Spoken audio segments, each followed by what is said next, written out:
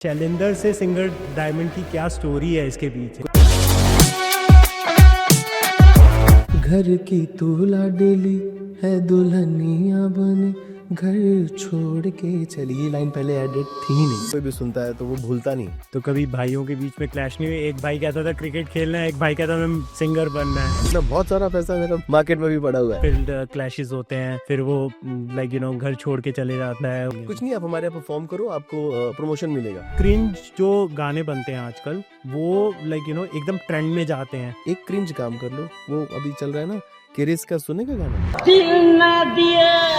ये शगना दी रात का क्या जर्नी रही? कुछ तो बात थी पुराने गानों में। कोरियन और एक इंडियन कोलैब करके गाना गा रहे हैं। That's quite of unique. Arijit Singh में ऐसी क्या बात है? Everybody talks about Arijit Singh. ये मेरे गुरु जैसे हैं सारे। कम क्यों होते जा रहे हैं जो सोलफुल म्यूजिक बनाते हैं? मेरे मंदिर में फोटोज लगी हैं, निगम साहब की फोटोज लगी हैं, ऐसे रफ़ी साहब की फोटोज लगी, लता माँ की फोटोज लगी हुई हैं। कोई dark reality music industry XYZ किसी भी चैनल को अगर आपसे कुछ TRP मिल रही है तो वो आपको पुश करते हैं। ऑटो ट्यून ऐसा होता है कि वो आपको भी सिंगर बना सकते हैं। कोई भी आजकल गा सकता है, कोई भी गा ही रहा है। मैं सही बताऊँ तो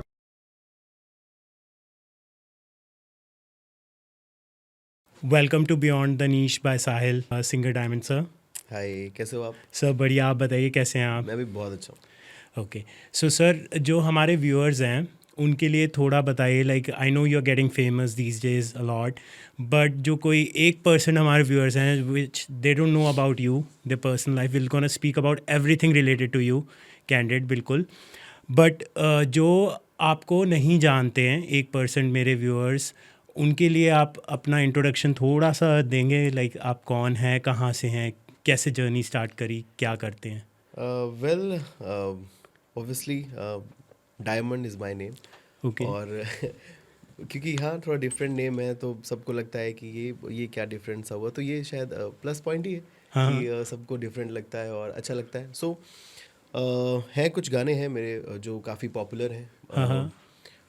तौबा तौबा का अकॉस्टिक वर्जन, ऑब्वियसली Yes. शगना दी रात, Yes. और मोरे सैयारे, और एक इंस्टाग्राम में काफ़ी मुझे लगा नहीं था कि वायरल होगा, बट काफ़ी वायरल है वो। कौन हमारी हीर करके एक, ये मैंने अपनी नीस के लिए गाना बनाया था। Oh okay. और हमने रैंडमली ऐसे डाल भी दिया और वो काफ़ी इंस्टाग्राम में ऑलमोस्ट हर दिन कम से कम 500-600 रील्स अपने आप बन जाती हैं। अभी भी Okay. चेक करते हैं तो हम इसको रिफ्रेश करते ही 500-600 रील ऐड ऑन हो जाती हैं daily. Wow, that's cool.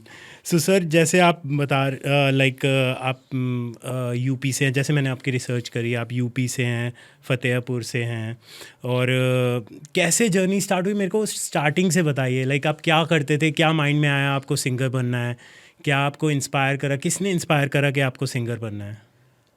Well, मैं क्रिकेटर था, क्या क्रिकेटर हूँ, ऑब्वियसली अच्छा। क्रिकेटर हूँ मैं। बचपन से मुझे लगता है जब मैंने होश संभाला था हाँ, तब हाँ। से मेरे हाथ में बैट था। हम्म। तो yes, I was a cricketer, और अभी भी क्रिकेट खेलता हूँ, नॉट प्रोफेशनली। हाँ, हाँ। पर हाँ, ऐसी बहुत सारी लीग्स होती हैं जिसमें आर्टिस्ट खेलते हैं, सेलिब्रिटीज़ खेलते हैं, उन सब में लीग्स में पार्टिसिपेट करता हूँ, खेलता हूँ मैं। ओके। तो क्रिकेट के बाद फिर बीच में म्यूज़िक ने मुझे ऐसा शाहरुख खान स्टाइल में गले से लगा करके बुलाया और मैं खींचा चला गया और म्यूज़िक ने अपना लिया। सो अब म्यूज़िक है तो मैं हूँ, ऐसा है। नहीं सर, तो जैसे आप यूपी से हैं तो आप कह रहे थे क्रिकेटर थे, बट आपको कैसे लगा कि मेरे को सिंगर बनना है? ये सब सबसे पहले आया कहाँ से ये सिंगिंग का? ओके, तो मैं इसको बहुत आराम से बताता हूँ। हाँ। तो जब मैं छोटा था तो मेरे जो बड़े वाले भाई हैं, हम 3 भाई 1 बहन है। हाँ, हाँ। तो जो बड़े वाले भाई हैं उन्होंने मुझे बैट थमाया।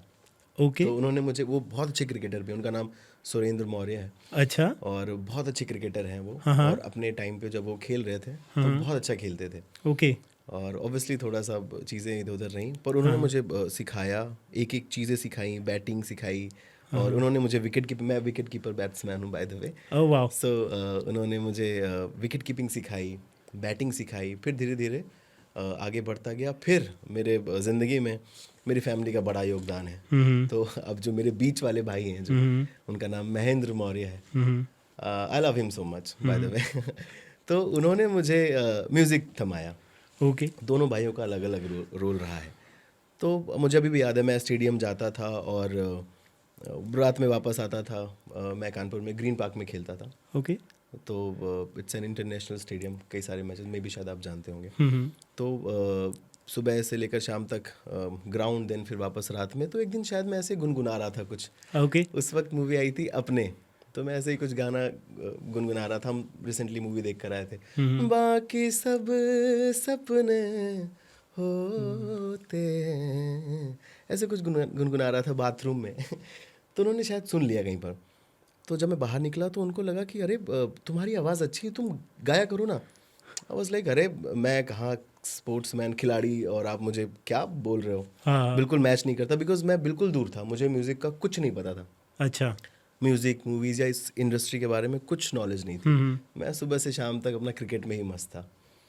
फिर उन्होंने रोज़ मुझे पुश करते थे, रोज़ पुश करते थे, रोज़ पुश करते थे। फिर शायद मैं कंफर्टेबल हो गया। फिर मैं इतना कंफर्टेबल हो गया कि उनको सुनाने लगे गाना। अच्छा। कभी भी हम बैठते थे अक्सर, कभी क्योंकि ऑब्वियसली उस टाइम हम सब वो भी पढ़ रहे थे, मैं भी स्ट्रगल कर रहा था क्रिकेट में। तो हम सब खुद एक रूम में रहते थे, छोटे से रूम में रहते थे, और डेली अपना खाना बनाना, उनका कोचिंग जाना, पढ़ाई करना, मेरा सुबह निकलना, स्टेडियम जाना, वापस आना, फिर हम दोनों मिल करके। मैं छोटा था उस वक्त, काफ़ी छोटा, पर क्या एज होगी आपकी? I think I was around 9-10 के आसपास। That's it. हाँ, मैं घर से बाहर आ गया था। वो भी एक अलग जर्नी है। Mom dad was not ready that time. Okay. They were literally crying. वो लोग रोया करते थे रात में। ऑब्वियसली छोटा बेटा, ज़्यादा लाडला, तो उनको बट मैं आ गया। तो उस टाइम हम आते, रात में खाना बनाते, उस टाइम भाई मुझसे कभी कभी गाने सुनते थे कि ये सुनाओ ना। मैं भी शायद कंफर्टेबल था उनको। तो कभी आवारापन भी मूवी आई थी उस वक्त मैं, तो फिर आओ ये सब गाने सुनाता था। फिर कहीं पर एक कंपटीशन आया था, कानपुर आइडल करके। तो भाई अच्छा। वॉज वेरी इंटरेस्टेड कि अरे इस पे पार्टिसिपेट करो। मैंने कहा अरे मैं तो बस आपको सुना रहा हूँ, ये आप क्या बता रहे हो। बट उन्होंने बहुत पुश किया, एक्चुअली पुश किया, मुझे ज़बरदस्ती लेकर के गए, चलते हैं फॉर्म फिल करेंगे। हम गए वहाँ पर, तो पता लगा उसमें एज का क्राइटेरिया है, मतलब 16 अबव। आई वाज लाइक मतलब 9-10 साल 11 साल का रहूँगा मैक्सिमम। दिल टूट गया, क्योंकि बड़ी पहले तो मन नहीं था, फिर मन हुआ। फिर वापस आते आते हमने एक देखा था वहाँ पे एक इंस्टीट्यूट था, म्यूज़िक गुरु नाम से। ओके। तो हम दोनों ने देखा, बट हम चले गए थे। बट वापस आते वक्त we have lot of time, तो हमें लगा एक्सप्लोर कर लेते, देखते क्या चीज़ है। वहाँ पर हम गए, और अभी भी मुझे एक एक मूवमेंट याद है। वहाँ पर एंट्री होती है, जो मेरी इंस्पिरेशन रहे हैं, जिनसे मैं पहली बार मुझे लगा कि ये कुछ एक दुनिया अलग है। मिस्टर अक्षय ज्ञानवीर, मेरे पहले गुरु। तो वो आए, बिल्कुल हीरो लाइक पर्सनैलिटी उनकी। तो आई वॉज अमेज्ड। मैं देख रहा हूँ कि यार ये बिल्कुल कुछ अलग बंदा दिख रहा है मुझे। आए, वो बुलाया उन्होंने, हम बैठे, बताया। भाई वॉज इंटरेस्टेड कि इसको म्यूज़िक सिखाना है, ये है, वो है। तो वो सिंगर थे लाइक, हाँ, या ही वो सिंग्स सिंगर लाइक? हैं अभी भी। अभी तो शायद कुछ अब वो कुछ और काम कर रहे हैं, बट क्या कमाल की आवाज़ है उनकी। तो कुछ हुआ, मैं भी उस वक्त भी इंटरेस्टेड नहीं था। फिर उन्होंने मुझसे कहा कुछ सुनाओ। फिर मैंने वही जो 2 गाने आते थे अपने, और तो फिर आओ ये मैंने गाया उनको। फिर चलते चलते भाई ने बोला सर आप भी कुछ सुना दीजिए। उन्होंने गाया गाना, और लिटरली मेरे गूज बम्स थे। मुझे नहीं पता था कि गूज बम्स भी कोई चीज़ होती है। 9 हाँ, साल में इतने आपको क्या छोटे। पता होता है। हाँ, एग्जैक्टली। उन्होंने गाना गाया, और मैं बिल्कुल लिटरली ऐसे था, मैंने कहा ये एक इंसान गाना गा रहा है, और ये क्या है। हाँ। मैं उस वक्त मुझे लगता है इंस्पायर्ड हुआ। और मुझे बाहर आते वक्त जब मैं भाई से बोला, मैंने भाई ये मुझे जानना है, ये क्या चीज़ है। कुछ तो मेरे अंदर कुछ हुआ है, ये मुझे जानना है, एक्सप्लोर करना है कि ये क्या चीज़ है। देखा जाए, क्रिकेट तो मैं खेलूंगा। आई वाज लाइक क्रिकेट तो मैं खेलूंगा, कभी मैन ऑफ द मैच या कुछ मिल गया तो वहाँ माइक मिलेगा तो थोड़ा बहुत गा लूँगा। पर मुझे ये एक्सप्लोर करना है कि कुछ ये डिफरेंट है, ये म्यूज़िक कुछ लग रहा है। फिर ऑब्वियसली हमने एडमिशन लिया वहाँ पे म्यूज़िक गुरु में, उनके साथ उनके लिए मतलब वहाँ पर हमने प्रैक्टिस करी, सीखा। और वही सारे गामा पा, मुझे आइडिया, मुझे लगा यहाँ गाने सिखाए जाएंगे। और फिर सिखाया था सारे गामा पा धा नी सा। मैं बोर हो गया, मैंने कहा अरे कहाँ फंसा दिया मुझे। अब ऑलमोस्ट छोड़ने वाला था कि मैंने सर से बोला कि सर मैं तो गाने सीखने आया था, आप मुझे क्या सिखा रहे हो। उन्होंने कहा कि चलो ठीक है, एक गाना सुनाओ। 2-3-4 महीने हो गए थे आई थिंक। फिर मैंने गाया अगेन, सेम वही अपने। तो मुझे खुद उसका डिफरेंस समझ में आ रहा था कि मैं थोड़ा सुरीला हो गया था, पहले से थोड़ा बेहतर हो गया था। उस दिन मुझे लगा नहीं ये बेसिक्स कितने ज़्यादा इंपॉर्टेंट है म्यूज़िक में। आई थिंक जो होता है ना एक घर की नींव, हाँ तो जी, ये हाँ जी। हमारी नींव है। हाँ। हम कितना इसको स्ट्रॉन्ग कर सकते हैं ये हमारे ऊपर है, डेली रियाज जिसे हम कहते हैं। तब फिर मैं थोड़ा थोड़ा लग गया, मुझे लग गया कि हाँ ये शायद ये करने से बेहतर होगा। तो फिर वहाँ पे सीखना रहा। क्रिकेट भी था, मैं पहले सुबह उठता, ऑब्वियसली सुबह वर्कआउट करता, रनिंग वनिंग जो भी चीज़ें करता, उसके बाद जा कर के म्यूज़िक क्लास पे जाता, खाना बनाता, फिर म्यूज़िक क्लास पे जाता, फिर उसके बाद वही ऑटो लेकर के हम जाते थे वहाँ पर ग्राउंड से फिर रात में 8 9 10 बजे वापस आकर के फिर सोना, फिर मतलब ये रूटीन था डेली का। स्कूल में हो गए तब आप, हाँ, है ना? स्कूल भी था, तो ये सब चीज़ें मतलब उस टाइम भी बहुत लगता था, पता नहीं क्या कर रहा हूँ मैं, इतना ज़्यादा काम अभी से। पर हाँ, मैं धीरे धीरे करता, लेकिन तब भी दिमाग में था कि क्रिकेट ही खेलना है। अच्छा, बचपन से मेरे दिमाग में ये था, शायद भाई लोगों की या पेरेंट्स की ये सीख थी कि जो भी करो दिल से दिल करो से करो। और आखिरी दम तक करो। तब वाज लाइक कि जो मैं करूँगा वो मैं बिल्कुल आखिरी दम तक करूँगा। तो वाज लाइक कि हाँ मैं क्रिकेट खेलूँगा तो पूरा खेलूँगा, दिमाग में वही था। फिर बड़े वाले भाई दिल्ली आए, तो मुझे लगा नया शहर, बड़ा शहर, बड़ी अपॉर्चुनिटीज़, यहाँ चलते हैं, क्रिकेट के लिए आया यहाँ पर। फिर तो कभी भाइयों के बीच में क्लैश नहीं हुई? एक भाई कहता था क्रिकेट खेलना है, एक भाई कहता था सिंगर बनना है। नहीं, मे भी शायद उनका आपस में कुछ हुआ हो, मुझे नहीं पता। पर हाँ, टचवुड ये पूरी फैमिली, पूरी मम्मी पापा दीदी भाई बहन जितने भी सारे लोग हैं, they all are very supportive. मुझे लगता है शायद मैं बहुत लकी हो, लाइक। लकी हूँ ऑब्वियसली, या बिगड़ैल तो मैं हूँ ही। तो सब ने बहुत सपोर्ट किया है। मैंने जितना क्रिकेट खेलना चाहा उन्होंने खुली छूट के साथ खिलाया। म्यूज़िक करने आया, म्यूज़िक में पूरा खुला हाथ दिया उन्होंने कि जो करना है कर सकते हो, करो, तुम्हारी लाइफ है, जियो। कभी प्रेशर नहीं दिया कि ये करना है वो करना। ऑब्वियसली इतने स्ट्रगल्स, इतने ज़्यादा टफ टाइम्स से इधर ये जर्नी रही है, इधर पीछे कुछ 8 10 सालों से। ऑब्वियसली दिल्ली में आकर के सरवाइव करना, या एग्जैक्टली। बहुत सारी चीज़ें थी, अलग ही टाइम था वो। मुझे अभी भी याद है कि कितनी सारी चीज़ें थी। तो उन सब में भी पूरा खड़े रहना, सपोर्ट करना, और आज या टचवुड थोड़ा थोड़ा चीज़ें बेहतर है। That's good. सो उस टाइम के कुछ स्ट्रगल्स मेरे को बताओ, क्या स्ट्रगल्स होते हैं जनरली सिंगर्स के लिए? लाइक यू नो, आप कह रहे हो यहाँ आया डिफरेंट सिटी में ऑल टुगेदर, फिर क्या स्ट्रगल्स जनरली होते हैं स्टार्टिंग इनिशियल स्टेजेस में सिंगर के लिए ऐसा? आई थिंक क्योंकि मेरे पास कोई बैकग्राउंड नहीं है, मेरे क्या, आई थिंक ऑलमोस्ट बहुत सारे लोग हैं जिनके पास कोई बैकग्राउंड नहीं है, हमें पता नहीं है कि हमें आगे करना क्या है। जितने भी न्यू कमर्स आते हैं, क्योंकि हमें मोस्टली लोग आते हैं कि लाइमलाइट है, अच्छा है, कुछ स्टेज है, कैमरा फोटो वीडियो, मतलब लाइमलाइट के लिए लोग आते हैं मोस्टली। उनको पता नहीं होता कि स्ट्रगल क्या है या मेहनत क्या है। तो हमें रास्ता नहीं पता होता, हम भटकते हैं। मैं भी भटका, बहुत भटका। मुझे नहीं पता था कि किससे मिलना है, गाने कैसे बनाते हैं। धीरे धीरे मैंने साउंड इंजीनियरिंग करी यहाँ आकर के। Okay. और फिर धीरे धीरे समझा कि अच्छा ऐसे गाने बनते हैं या कुछ चीज़ें होती हैं। लोगों से मिलना शुरू किया, और लोग मिले, कुछ अच्छे मिले कुछ ख़राब मिले। It's part of, I think, life. कुछ अच्छे मिलते हैं, कुछ ख़राब मिलते हैं। धीरे धीरे लोग, एक जर्नी बनती गई, और कोशिश करता गया मैं कि कहीं पर मौका मिले, क्योंकि मुझे ये था कि कहीं पर स्टेज मिले, गाने का मौका मिले, कहीं हाँ, अपॉर्चुनिटी मिले एक, अपॉर्चुनिटी हाँ, मिले। घर पे कब तक मैं गाऊंगा, क्योंकि उस टाइम इतना सोशल मीडिया भी नहीं था कि इंस्टा हो एग्जैक्टली। या यूट्यूब। तब धीरे धीरे ऊपर हो रहा था, ग्रो हो रहा था। और पर इतना ज़्यादा सोशल मीडिया नहीं था कि आपको इंस्टेंटली कुछ समझ में आ जाए, या आप अपना घर पे भी चीज़ें कर सकते। क्योंकि आज तो बहुत इजी हो गया है, आप घर पे ही कवर डाल देते हो, अच्छा हुआ या चल गया, या अलग अलग चीज़ें।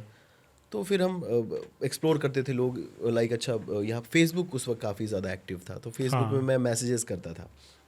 लिटरली मैं दिन भर में शायद 50-100 मैसेजेस कर देता था लोगों को, कुछ एजेंसीज को या कैसे? इवेंट कंपनीज को, इवेंट कंपनीज ऑर्गेनाइजर्स को, कि आई एम अ सिंगर, ये वो। कि मेरे को एक स्टेज शो दो एंड ऑल हाँ, दैट मतलब कुछ स्टफ। भी हाँ, कुछ कहीं भी पर काम दो। प्लेटफॉर्म मिले, बिकॉज ऑब्वियसली शायद उसका रेशियो ऐसा होता था, लाइक अगर मैं 200-300 मैसेजेस कर रहा हूँ तो शायद ही कोई एक रिप्लाई करे, बिकॉज कोई वैल्यू नहीं थी, कोई प्रोफाइल नहीं थी। मैं अगर किसी को भेजता भी था तो देवर लाइक ठीक है, आप प्रोफाइल भेजो। प्रोफाइल मतलब आपने क्या किया हुआ है, या कहाँ पे आपने शोज़ करे हैं, क्या क्या काम किया हुआ है, कुछ था नहीं। तो कोई एंटरटेन भी नहीं करता था। समहाउ कुछ लोग, अच्छे लोग मिले, कुछ फ्री में शोज़ करे। ऑब्वियसली ये बहुत, आई थिंक ये हमारी इंडस्ट्री का बहुत दुर्भाग्य है। मुझे ये क्योंकि आप ये जो भी जितने भी नए लोग आते हैं, नए सिंगर्स आते हैं, उन लोग का बहुत फ़ायदा उठाया जाता है। अच्छा, कैसे? इवन आज भी ऐसा होता है कि देयर आर मेनी क्लब्स या बहुत सारे ऑर्गेनाइजर्स हैं, मैं ऑब्वियसली नाम तो नहीं लूँगा, पर बहुत सारे लोग हैं, इनको मैं जानता भी हूँ। वो अपना काम तो करा लेंगे, सामने से पैसे भी क्लाइंट से जो भी ले रहे हैं या एक्सवाइजी कुछ भी कर रहे हैं, बट वो आर्टिस्ट को पैसे देने में बहुत, जो कि ऑब्वियसली जो मेन है, जो मेन like, काम कर रहा हाँ. है, उसको पैसे देने में पता नहीं क्या होता है, बजट कम है या अभी ऐसे कर लो आपका ये एक तो बहुत सारे मैसेजेस आते हैं मुझे कि मैं बहुत थक गया हूँ इस चीज़ से, क्या? कि आ जाओ हम आपको प्रमोशन देंगे। अच्छा, प्रमोशन, अरे ये प्रमोशन क्या है भाई? किस टाइप की प्रमोशन के? कुछ नहीं, आप हमारे यहाँ परफॉर्म करो, आपको प्रमोशन मिलेगा। मुझे पता नहीं वो क्या बना देंगे अपने आप परफॉर्म, ब्रांड बिल्ड करेंगे, हाँ, मतलब वो वैसा कर दो कि आप आओ फ्री में गा दो, हाँ. और अपना पूरा ऑब्वियसली हमने मेहनत करी है बचपन से लेकर, इन्वेस्ट करा है, टाइम इन्वेस्ट करते हैं। मेरे साथ मेरा अपना बैंड है, टीम है, जो हम सब लोग जैमिंग करते हैं, बहुत सारे चीज़ें होती हैं, प्लान करते हैं कैसे शोज करने हैं, कैसे काम करने हैं। हाँ. सबकी एक आई थिंक एक वर्थ होती है, कुछ एक कीमत होती है। तो बट सबको लगता है कि नहीं प्रमोशनल, क्योंकि बहुत सारे लोग करते भी हैं।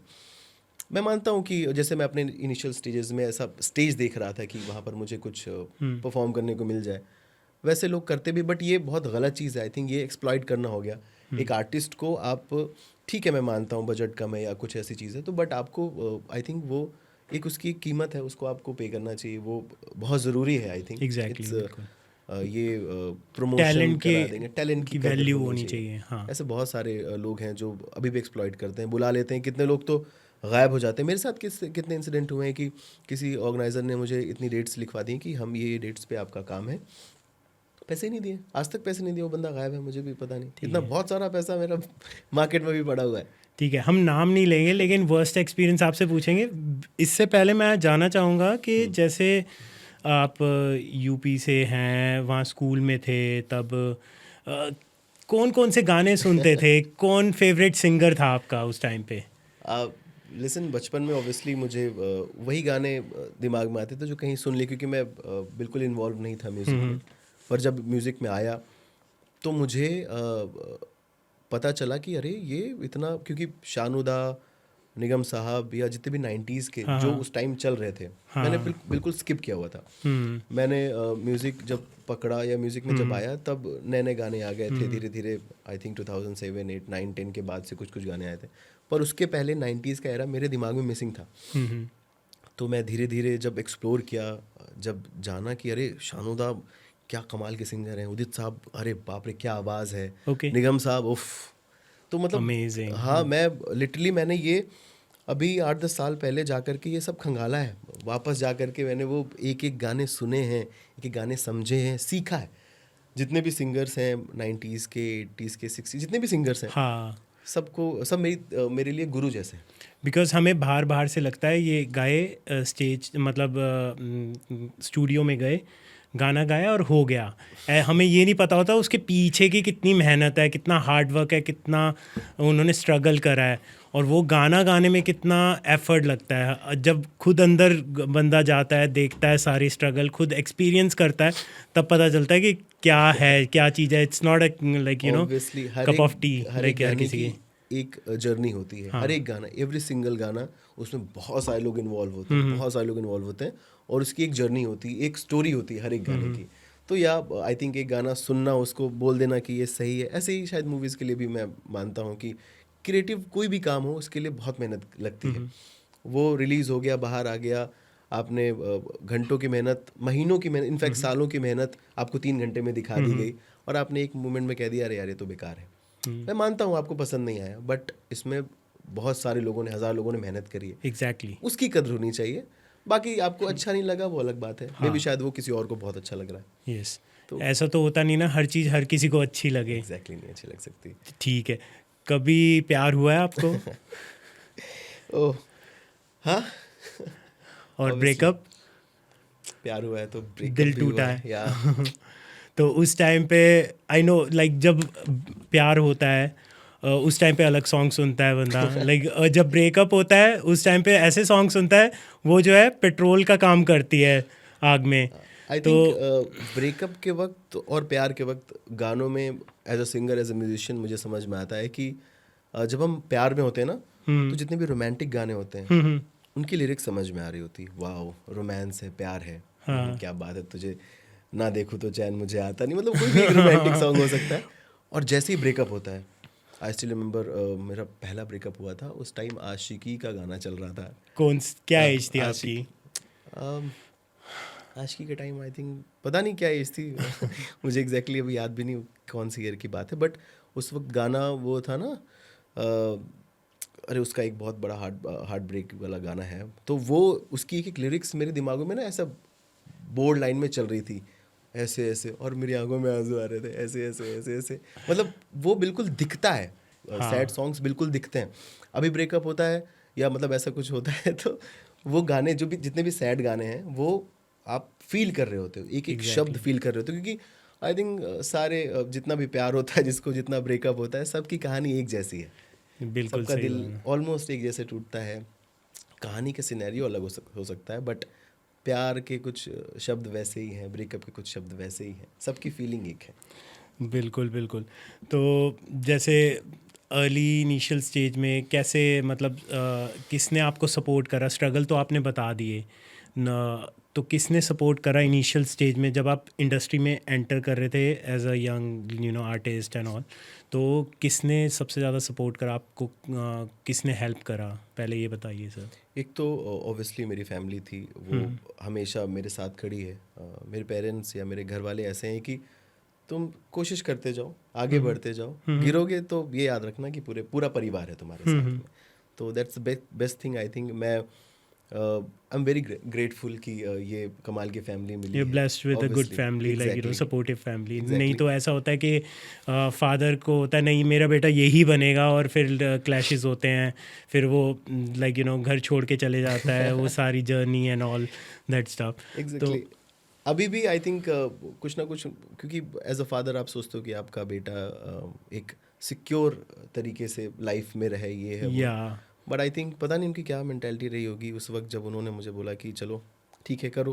ऑब्वियसली परेशानी तो होती होगी, दिमाग में टेंशन भी होती होगी, बट हाँ अभी लेकिन मुझे मज़ा आता है जब कभी मैं जाता हूँ अपने होम टाउन में, और कभी कोई पूछता है या कभी कोई जानना चाहता है, लोग मिलने आते हैं अगर अक्सर ना, तो वो फ्लॉन्ट कर रहे होते हैं, तो वो मुझे देख करके मज़ा आ रहा होता है। मतलब ये मैं पर्सनली इंजॉय करता हूँ कि यार ना अब वो मतलब प्राउडली कहते हैं कि प्राउडली फ्लॉन्ट करते हैं वो, बड़ा हाँ। मज़ा आता है मुझे कि अरे वाह कि डैड, हाँ ठीक है, हाँ मुझे भी मतलब वो चीज़ इंजॉय करता हूँ मैं।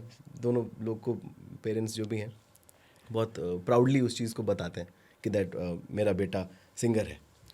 ओके, सिंगर डायमंड आपका नाम है, और ये वैसे रियल नेम शैलेंदर है। ये शैलेंदर से सिंगर डायमंड की क्या स्टोरी है इसके पीछे, मेरे को ये जानना है, लाइक हाँ व्हाट्स द ये story behind it? Singer diamond बना कैसे शैलेंदर से? आई थिंक ये बहुत लोगों का क्वेश्चन है। अक्सर लोग पूछते हैं कि ये कैसे है, ये रियल नाम, क्योंकि एक लाइन तो मैं शायद आज लाखों बार सुन चुका हूँ। जैसे बोलता हूँ hi my name is diamond, तो सामने से आता है हाय आई एम गोल्ड। मुझे बिल्कुल पसंद नहीं है लाइन, मैं थक गया हूँ ये लाइन सुन सुन करके, लाखों बार सुन चुका हूँ। पर ठीक है, लोग मजाक, इस बात को मजाक में लेते हैं, मैं भी लेता हूँ। तो इस गाने की इस नाम की कहानी भी एक डिफरेंट है। जब कानपुर आया था, मैं छोटा था ऑब्वियसली, लोगों को लगता है मैं ये म्यूज़िक इंडस्ट्री में आकर के मैंने ये नाम रखा है, पर ऐसा नहीं है। ऑब्वियसली जो बड़े वाले भाई हैं उन्होंने जब मैंने नया नया स्टेडियम ग्रीन पार्क जाना शुरू किया था, ही वॉज लाइक, एक दिन हम लोग शाम में बैठे थे, ही वॉज लाइक कि यार कुछ तो मिसिंग हो रहा है। मैंने कहा क्या भाई, क्या हो गया आपको? उन्होंने कहा कि नहीं यार, शैलेंद्र नाम में कुछ मज़ा नहीं आ रहा, ओके। कुछ नाम तुम्हारा कुछ रखते हैं। पता नहीं उनके दिमाग में क्या अचानक से आया हुआ था, तो उन्होंने कुछ और एक दो नाम और दिए थे, बट अचानक से उनके दिमाग में आया डायमंड। मैंने कहा अरे ये मुझे बिल्कुल पसंद नहीं था ये नाम, बिल्कुल भी। मैंने कहा ये कैसा नाम दे दिया आपने? नहीं नहीं, मैं बिल्कुल नहीं। कह रहे नहीं नहीं नहीं, रखो देखा जाएगा। मैं उनको कन्विंस कर रहा था, भाई कैसी बात कर रहे हो? उन्होंने बहुत फोर्सफुली कहा कि नहीं डायमंड ही बेहतर है। फिर एक लाइन बोली थी उन्होंने, मुझे वो अभी तक याद है और हमेशा याद रहेगी। उन्होंने बोला कि ठीक है तुम्हें आज पसंद नहीं है नाम, बट बिलीव मी तुम इस नाम से जाने जाओगे, तुम्हें ये नाम कुछ करके दिखाएगा, ऐसा कुछ उन्होंने कुछ बोला मुझे। और उस वक्त तो मैं इस बात को सीरियसली नहीं लेता था। फिर जब से मैं आई थिंक पिछले 7-8 सालों से टच वुड इस नाम की वजह से मुझे बहुत कुछ मिला है, और मैं थैंकफुल हूँ उनका कि उन्होंने मुझे ये नाम दिया, और इस नाम की वजह से बहुत कुछ हो रहा है, और आई थिंक आगे भी होता है। एब्सोल्युटली, क्योंकि मैंने भी जब रिसर्च करी सिंगर डायमंड के नाम से, तो it's like youngest sensation singer, youngest sensation, soulful music गाते हैं जो, और काफ़ी लाइक यंगेस्ट हैं, और काफ़ी पॉपुलर हो रहे हैं अमंग लाइक बहुत स्पीड से, तो इसलिए that's like quite popular name these days and you are getting popular. I think ये नाम कोई भी सुनता है तो वो भूलता नहीं है। आई थिंक पूरी ज़िंदगी मैंने नहीं देखा किसी को ये नाम, लोग बहुत सारे लोग मिलते हैं, डायमंड नाम मैंने किसी का भी नहीं सुना। एग्जैक्टली, मैंने भी नहीं सुना था। That's a good name, that's a catchy name. हाँ, मतलब ना भूलने वाला नाम। हाँ, ना बोलने वाला नाम। सो जैसे किसी ने इंडस्ट्री में आपको हेल्प करा, उस वो कौन थे लोग जो आपको इंडस्ट्री में बहुत हेल्प करे, जिसने आपको यहाँ तक अचीवमेंट जो हुई है आपकी, उससे कौन कौन थे जो इंडस्ट्री में लोग जिन्होंने आपको हेल्प करा? आई थिंक मैंने जैसे बताया कि मुझे लोग मिलते गए, और शायद मैं थोड़ा सा इस चीज़ में लकी हूँ कि मुझे बहुत अच्छे लोग मिलते गए। जैसे कि मेरे कुछ नाम आसपास लेना चाहो आप? बहुत सारे, मैंने एक्चुअली जब स्टार्ट किया मुझे एक बहुत अच्छी सी बात याद आई इस बारे में कि मुझे बचपन में मुझे किसी ने कहा था कि चीज़ें सीखते जाओ, यू नेवर नो कौन सी चीज़ आपके काम आने वाली है। स्किल्स मुझे अभी भी लगता है, और जो भी लोग देख रहे हैं उन सबसे मैं कहना चाहूँगा कि जितनी भी स्किल्स आप अपनी लाइफ में सीख सकते हो, डेवलप कर सकते हो, ज़रूर करो। कुछ भी हो सकती है वो, आप गिटार सीख सकते हो, म्यूज़िक सीख सकते हो, डांस सीख सकते हो, कोई भी एक्टिविटी कुछ भी करो, तो वो कभी वेस्ट नहीं जाती, आपके काम ज़रूर आती है। तो ये मुझे भरोसा नहीं था, पर क्योंकि जब म्यूज़िक में आया, क्रिकेट ऑलमोस्ट छूट गया था, मुझे लगा नहीं था कि ये जो मैंने था वाली बात थी शायद वो था ही रहूँगा मैं। क्रिकेट छूट गया था बिल्कुल। क्रिकेट में कहाँ तक अचीव कर लिया था वैसे आपने थोड़ा सा? अचीव क्या, मैं ऑब्वियसली डिस्ट्रिक्ट लेवल खेल रहा था, अपने सिटी से ओके, खेल रहा वाह। था, और फिर यहाँ पर आया था, मुझे लगा नया शहर, नई अपॉर्चुनिटीज़, हाँ, और अच्छी बड़ी अपॉर्चुनिटीज़। यस, पर यहाँ आकर एकेडमीज के है। बहुत सारी चीज़ें होती हैं, ऑब्वियसली स्पोर्ट्स में भी बहुत सारी ऐसे चीज़ें हैं जो लोगों को पता भी है, नहीं भी पता है कि इट्स नॉट ईजी। अब तो ऑब्वियसली और बहुत टफ हो गया है, कंपटीशन टफ हो गया, बहुत एवरीबॉडी टफ हो गया वांट्स है। To become cricketer. Musician, cricketer, सब क्रिकेटर, कुछ, हाँ। सब बनना चाहते हैं। और उस वक्त कुछ चीज़ें और भी थी, लाइक मतलब कई सारी चीज़ें नेगेटिव हो रही थी, अच्छा खेलने के बावजूद भी बहुत सारी चीज़ें नहीं हो रही थी, बहुत सारी चीज़ें डिमांड पता नहीं क्या क्या होता था। तो समहाउ फिर कह रहा था, हाँ, क्रिकेट की बात कर रहा था कि हाँ। मुझे ऐसा लगा कि क्रिकेट छूट गया है। पर मैंने ऐसे ही रिसेंटली मैंने कहीं पर देखा कि बहुत सारे आर्टिस्ट क्रिकेट खेल रहे हैं।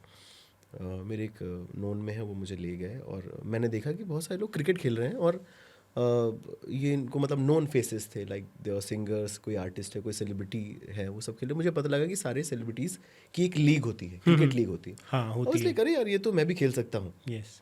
मैं भी एक आर्टिस्ट हूँ। मैंने पूछा क्या मैं एलिजिबल हूँ, तो हाँ, उस वक्त थोड़ा थोड़ा मैं कुछ काम स्टार्ट कर दिया था, मैंने कुछ शोज़ स्टार्ट कर दिए थे, एक आधा गाना भी बना लिया था, तो थोड़ा काम शुरू हो गया था, मतलब वो स्टार्टिंग में स्टेज शोज हो गए, ये हाँ, सब कुछ करना। चीज़ें स्टार्ट हो गई थी। तो मुझे लगा कि चलो अब ये नेक्स्ट ईयर जब भी होगी तो मुझे ये जानना है, ये खेलना है मुझे। आई वाज लाइक कि मुझे खेलना है, क्योंकि क्रिकेट का कीड़ा तो किसके पास जाता है।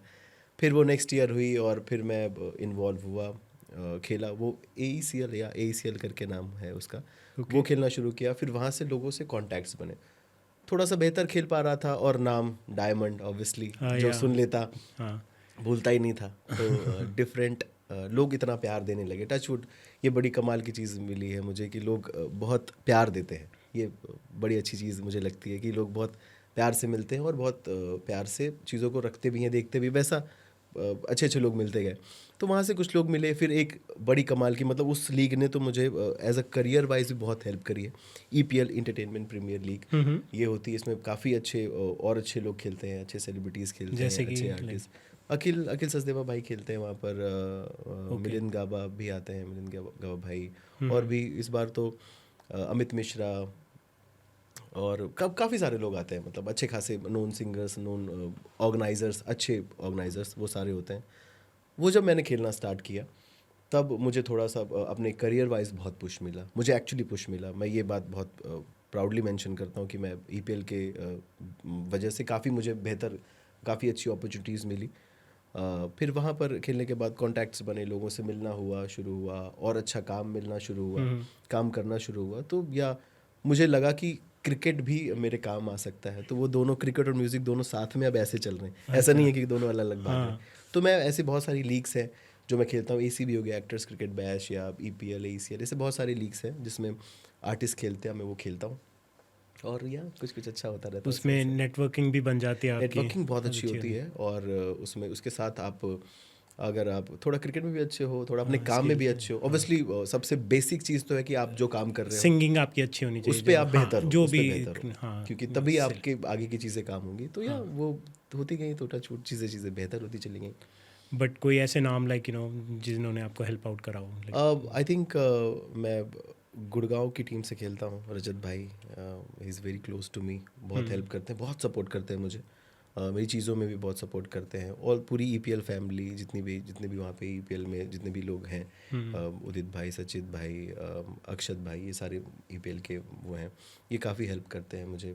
और मेरे कुछ दोस्त हैं, अरमान, गुंजन भाई, ये सब लोग, ये सारा मतलब एक सर्कल है जो पॉजिटिव, मुझे ऐसा लगता है पॉजिटिव लोगों का है। ये पुश करता है मुझे काम करने के लिए भी, और ध्यान रखता है मेरा, क्योंकि मैं शायद उनमें से सबसे छोटा हूँ।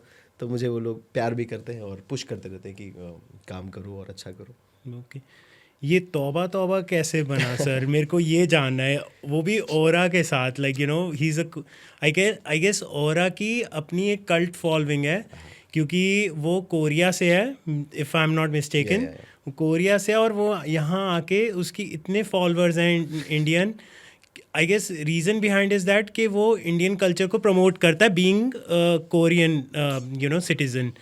तब भी वो इंडियन सॉन्ग्स कोलैब करके सिंग करता है। रील्स देखी, काफ़ी फ़नी रील्स, किसी की भी शादी में डांस कर रहा है, किसी स्टॉल पे जाके कुछ खा रहा है, कभी कुछ कर रहा है रिलेटेड टू इंडियन कल्चर। वो बहुत इंडियन कल्चर की तरफ अट्रैक्टेड है, आई गेस, लाइक तभी उसकी एक कल्ट फॉलोइंग है। तो वो कैसे ओरा, मतलब ओरा के साथ आपका तौबा तौबा बना? और बहुत ही स्वीट, मतलब बहुत ही डेफिनेटली वेरी स्वीट। और जितनी भी, अब तो मेरी बहुत अच्छी दोस्ती है, पर जब मैं फर्स्ट टाइम भी मिला था तो आई वाज लाइक, पता नहीं कैसा होगा, कैसा कुछ होगा, पर बिल्कुल जितना मैं सोच के आया था उससे भी ज़्यादा बेहतर इंसान है वो। I guess hope to see him in our podcast soon. I hope so. पर आई एम ट्राइंग कि अभी हमारी अभी उसका बर्थडे था अभी रिसेंटली, Okay. तो हमने विश किया, और आई थिंक कुछ आगे प्रोजेक्ट्स भी कुछ अच्छे कर सकते हैं, कर रहे हैं हम उनके साथ में, कुछ बात चल रही थी, लेट्स सी चीज़ें बेहतर हुई तो। बट हाँ, तौबा तौबा कैसे आया अगेन, मेरा फर्स्ट, आई थिंक फर्स्ट ऐसा कुछ ब्रेक, बड़ा ब्रेक तौबा तौबा से ही था, with Karan Aujla and aura obviously. तो वो भी EPL के थ्रू मिला। अच्छा। हमारा मैच था, हमने खेला, और फाइनल मैच था, वो हुआ। उसके बाद सब ने इंसिस्ट किया, मैंने जैसे बताया कि पूरी टीम सपोर्ट करती है, प्यार करती है, सब ने इंसिस्ट किया कि Diamond please sing a song. तो मैंने वहाँ पर गाया, आज आज की रात होना है क्या। तो वहाँ पर क्योंकि काफ़ी अच्छे लोग आते हैं, एक इंडस्ट्री पूरी वहाँ पर 3 दिन के लिए पूरी मस्ती करती है। तो वहाँ पर आई थिंक अभिमन्यु भाई हैं, एक सारेगामा में उस वक्त वो वर्किंग थे, तो उन्होंने सुनी होगी आवाज़, वो आए, क्योंकि वो जानते तो थे कि डायमंड नाम तो सुना ही था, ऑब्वियसली जानते थे, बट मुझे भी उनके प्रोफेशन के बारे में नहीं पता था, शायद उनको भी मुझे आइडिया नहीं था कि डायमंड करता क्या। तो उन्होंने मुझसे पूछा कि आप सिंगर हो, ये है वो। तो फिर हमारी बात हुई, उन्होंने कहा कि एक बहुत अच्छा प्रोजेक्ट है, हम कल बात करते हैं।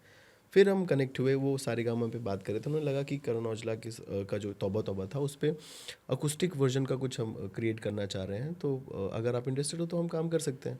अकुस्टिक वर्जन जैसे कि? अकुस्टिक वर्जन मतलब एक तौबा तौबा, आपने हुस्न तेरा तौबा तौबा, उसका एक प्रॉपर एक मूवी का वर्जन है। हाँ। ऑफिशियली 2 वर्जन है, एक मूवी पे आया हुआ है, एक अकुस्टिक वर्जन है। ओके। जो मेरा और औरा का और उनके साथ में। तो फिर ऑब्वियसली वोकल्स वगैरह भेजी, अच्छी लगी, और फिर हमने काम किया, फिर थोड़ा शूट करके फिर औरा के साथ मिल करके हुस्न तेरा तौबा तौबा तौबा तौबा काफ़ी अच्छा चला। और मेरा फर्स्ट ब्रेक था, सारेगामा से रिलीज़ हुआ, और काफ़ी लोगों ने प्यार दिया उसको। ऑब्वियसली औरा की फ़ैन फॉलोइंग थी, उसने भी मुझे देखा, बड़ा प्यार किया। मेरे भी कुछ छोटे छोटे फैंस थे, कुछ तो उन लोगों को भी बड़ा अच्छा लगा, और काफ़ी चला, ये इंस्टा में काफ़ी पॉपुलर हुआ, और रील्स भी बनती हैं उस पर, अभी भी कुछ ना कुछ रील्स होती हैं। लोग क्योंकि इस गाने को सुनते हैं, यूट्यूब में भी काफ़ी अच्छा चल इट्स रहा है। क्वाइट वायरल, लाइक या अच्छा, बहुत अच्छा उसका रिस्पॉन्स आया, और ऐसे जा कर के तौबा तौबा क्रिएट हुआ। क्योंकि वो यूनिक है बिल्कुल, एक कोरियन और एक इंडियन कोलैब करके गाना गा रहे हैं, that's like you know quite of unique. Exactly ये था कि ये बिल्कुल डिफरेंट तरीके से बनाया गया था कि एक इंडियन सिंगर है और एक कोरियन सिंगर है जो इंडियन चीज़ें, इंडियन गाने गाते। और के वैसे बहुत सारे अच्छे अच्छे गाने हैं भी। और फिर जा कर के हम तौबा तौबा को रिक्रिएट कर रहे हैं। ऑब्वियसली एक बहुत थिन लाइन भी थी, हमें लग रहा था कि कहीं हम इसको गलत तरीके से ना बना दें या कुछ गलत ना हो जाए। पर हाँ, टचवुड अच्छा गया और लोगों को बहुत पसंद आ रहा है वो। ओके, ये थोड़ा सा लाइक यू नो मस्ती वाला सॉन्ग हो गया तौबा तौबा से लेकर ये शगना दी रात का क्या यू नो जर्नी रही? लाइक शगना दी रात काफ़ी इमोशनल है, like I saw the video, उसके बारे में बताओ। ये कैसे आपके दिमाग में आया ये करना है, ये गाना है, सॉन्ग जो है शगना दी रात वाला? शगना दी रात को आई थिंक बने हुए तीन साल तो आई थिंक कम से कम हो गए। रिलीज तो नहीं, रिलीज अभी हुआ है। अच्छा, हाँ, अभी वही मैं रिलीज कहूँ। शगना दी रात ही हुआ है। पर इस गाने को बनाया हमने, मुझे अभी याद है, एक क्या मतलब क्या सीजन का स्टोरी टाइम थी था। उसके पीछे? वेडिंग शोज चल रहे थे। हाँ हाँ और मैं कंटिन्यूसली वेडिंग शोज कर रहा था, बैक टू बैक 4-5 शोज थे। हाँ हाँ वहाँ पे मैं गाने सुन रहा था, जैसे कोई ब्राइड एंट्री कर रही है या वेडिंग्स में गाने बज रहे हैं। एक ही दो गाने हैं, वही गाने बज रहे थे कंटिन्यूसली। मैं यहाँ पे शादी में हूँ, यहाँ पे वही चल रहा है।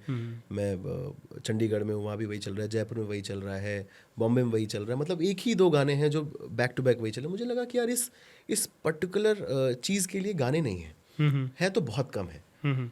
तो मुझे लगा कि लेट्स क्रिएट समथिंग। मैंने रात में ही अपनी एक टीम को, मैंने प्रशांत एक लिरिसिस्ट हैं जिन्होंने इसकी लिरिक्स लिखी, प्रशांत बारस्कर, और शांतनु जिन्होंने इसका म्यूज़िक भी कंपोज किया हुआ है, और सौरभ कुमार सर हैं, वो सर हैं, उन्होंने इसका म्यूज़िक किया हुआ है। तो मुझे लगा कि लेट्स क्रिएट समथिंग, कुछ एक वेडिंग थीम का हम बनाते हैं। तो मैंने रात में उनको वॉइस नोट भेजा, जो भी दिमाग में थॉट आया मैंने भेजा, और हमने अगले दिन से इस पर काम करना शुरू किया। प्रशांत ने क्या कमाल की लिरिक्स लिखी उस पर, और फिर मुझे लिरिक्स बड़ी पसंद है। मैंने कहा यार ये तो बड़ा कमाल है। फिर शांतनु ने इसको कंपोज किया, ऐसे गाना बनता गया, और फिर गाना बन के रेडी था, और गाना बहुत प्यारा लग रहा था, बिल्कुल सोलफुल वाइब थी। अब इसको कैसे हम रिलीज़ करेंगे, मेरे दिमाग में था कि ऐसी नॉर्मल शादी का कुछ दिखा करके। It's very meaningful, like I would say. वो तो अभी बना है एक्चुअली। soulful, ये meaningful। इसमें फिर बताता हूँ, बहुत कमाल के पर्सन से मेरी मुलाकात हुई, जैसे? That Suman Guha. श्योर, मेरे को जानना है। Is director of this song. और मेरे पास गाना था, और मैं ऐसे एक लीग खेलने गया था, actors cricket bash, cricket league थी, बॉम्बे में चल रही थी, सारे एक्टर्स खेलते हैं उसमें। वहाँ पे मेरे पास टाइम था, तो मैं मिला वहाँ पे। विपिन भाई हैं, Vipin Bhardwaj, is very close to me, बड़े भाई जैसे हैं। तो उनके थ्रू मैं मिला सुमन सर से, और उनको मैंने ऐसे ही गाना सुनाया। उन्होंने पूछा अच्छा गाना कोई सुना हो जो कुछ है, तो लाइक कि ये गाना है, इसको हम जल्दी इसको आउट करेंगे, कहीं ना कहीं शूट करके इसको निकालेंगे। मैं उनको गाना सुनाया, उन्होंने 5-10 मिनट से बैठे कुछ सोच रहे थे, और उन्होंने मुझे बोला कि एक स्टोरी आई है मेरे दिमाग में। मैंने कहा बताइए ना प्लीज़। उन्होंने जैसे ही स्टोरी को बताया, अगेन गूज़बम्स थे मेरे, बिल्कुल मैं इमेजिन कर पा रहा था कि अरे यार ये आपने क्या बता दिया सर, ये क्या ही कर दिया। ये शायद मैं रात दिन बैठ करके भी सोचता तो शायद ही सोच पाता ये चीज़। आई गेस डायरेक्टर की, अच्छे डायरेक्टर की यही पहचान होती है, म्यूज़िक डायरेक्टर हो गया या मूवी का डायरेक्टर हो गया, कि वो विजुअलाइजेशन में बहुत अच्छा होता है, लाइक इमेजिनेशन में, कि कैसे इमेजिन करके नरेट कर सके। क्योंकि उस वक्त शूट तो होता नहीं है उस टाइम पे, जब आप वो नरेट कर रहा होता है, वो बता ही रहा होता है स्क्रिप्ट या फिर म्यूज़िक की जो एल्बम सॉन्ग कैसे प्ले होगा, ये सब होगा नरेट करके। वो इमेजिनेशन उसकी बियॉन्ड द लेवल ही होती है, तभी वो इतना डायरेक्टर हो पाता है, अच्छा डायरेक्टर बन पाता है। एग्जैक्टली वो उनकी मैंने बहुत सारी स्टोरीज सुनी है, जो उनके अपकमिंग प्रोजेक्ट सुमन सर की। हाँ, कमाल के नरेटर हैं। उन्होंने जब भी ये शगना के बारे में मुझे स्टोरी बताई कि हम कैंसर पेशेंट का कुछ बनाते हैं, ऐसा कुछ करके बनाएंगे, ये स्टोरी है, ऐसे वो ले जाओगे तुम हीरोइन को, और ऐसे कुछ होगा। आई वाज लाइक अरे आपने बहुत कुछ क्रेजी क्रिएट कर दिया, लेट्स डू दिस, करते हैं इसको। फिर हमने इसको शूट किया गाने को, और क्या कमाल का shooting experience was amazing. Rewa के साथ में गाना हाँ, किया रीवा था अरोड़ा के साथ में ये सॉन्ग वो हुआ है, शूट आई हुआ थिंक है। हमने इसको बैक टू बैक 2 दिन के आसपास में, 2 दिन भी नहीं लगे, हमने बैक टू बैक शूट किया इसको। कहाँ शूटिंग हुई थी इसकी? ये यही गुड़गांव के आगे एक रिजॉर्ट है, वहाँ पे शूट किया था हमने। अच्छा, बैक टू बैक यहीं? शूट किया था हमने अच्छा। इसको। क्या कमाल का एक्सपीरियंस था। और रीवा तो है ही बहुत प्यारी, जितनी खूबसूरत उतनी बाय हार्ट भी बहुत स्वीट प्यारी भी है हाँ, बहुत। बहुत स्वीट है। उनकी मम्मी निशा जी भी बहुत प्यारी हैं। अच्छा। तो ओवरऑल कहीं पर भी नहीं लगा कि कुछ कम्युनिकेशन गैप हो रहा है या कहीं पर कुछ भी ईगो क्लैश हो रहा है या कुछ भी कहीं भी XYZ कुछ भी हो। ओवरऑल शूट में इतना मज़ा आया, और जैसे ही शूट ख़त्म हुआ ना, तो बैक टू बैक शूट था, तो फिर उसके बाद जब नींद आई हम सोए, हमने फिनिश करा, और फिर जब मैं उठा तो सब लोग ऑलमोस्ट जा चुके थे। जैसे घर पे शादी हुई है आपके कहीं, बहन की शादी होती है ना, तो अचानक से अगले दिन पूरा घर खाली हो खालीपन, जाता हाँ है। हाँ हाँ। लिटरली मुझे ऐसा लग रहा था कि ये क्या हो गया, सारे कहाँ चले गए मुझे, क्योंकि बहुत मज़ा आ रहा था। और सुबह जब मैं उठा हूँ तो सारे लोग गायब हैं।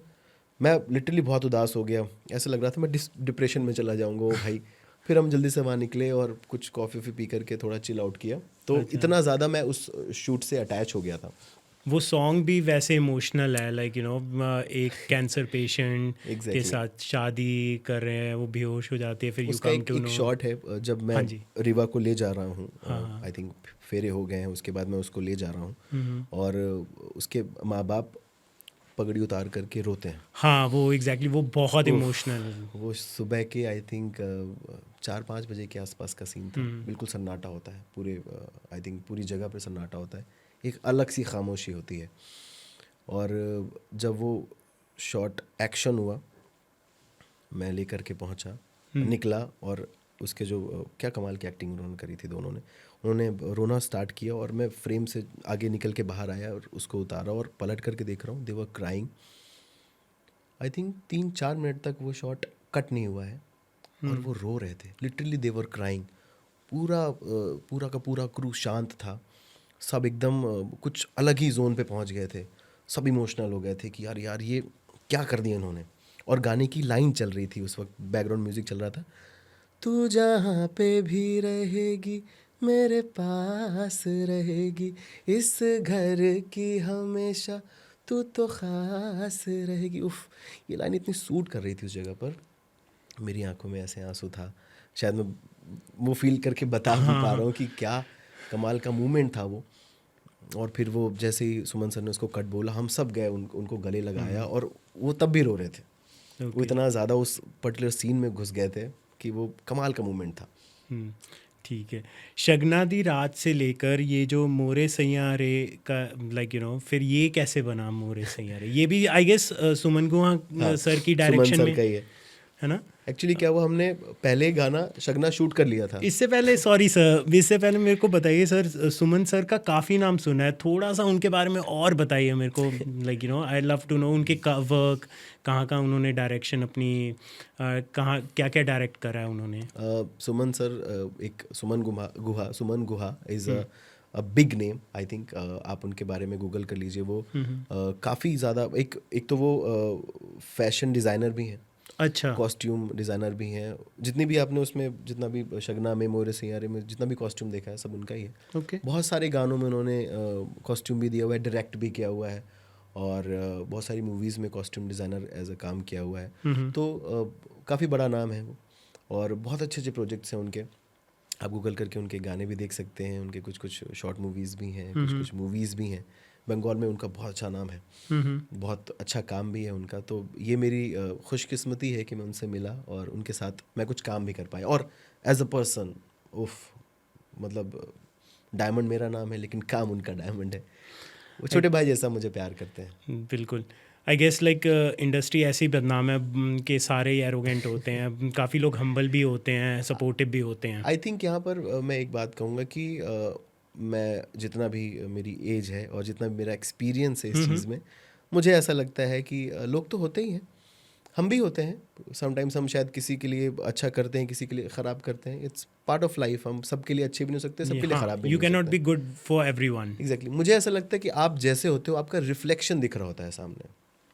अगर आप चालाक हो और आप कुछ ऐसा गलत करना, इंटेंशन ही आपकी ख़राब है, तो सामने वाला भी आपके साथ वैसा करेगा, या आपको वो नहीं करेगा तो दूसरा करेगा आपके साथ। कर्मा कर्मा आपके पास वापस आता है। अगर आप प्योर हो, अगर आप दिल से बहुत साफ हो, बहुत अच्छे हो, तो आपके लोग भी वैसे मिलेंगे। एक नहीं मिलेगा दूसरा मिलेगा। अगर यहाँ कुछ नुकसान हुआ है तो वो भरपाई करके जाएगा आपकी। मुझे ऐसा लगता है अगर आप साफ हो, अच्छे हो, और आप अच्छा सोचते हो दूसरों के लिए भी, तो आपको अच्छे लोग मिलते हैं। दैट आई जैसे ट्रूली बिलीव। हाँ, हम्बल होना बहुत ज़रूरी होता है। आपको भगवान भी, गॉड भी वही ऐसे ही सपोर्ट करता है, बिल्कुल आई गेस। बिल्कुल।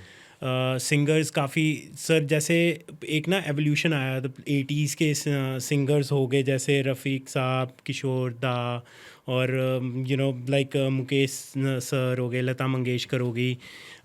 काफ़ी वैरायटी थी सॉन्ग्स, सॉन्ग्स में, और सिंगर्स काफ़ी सारे थे।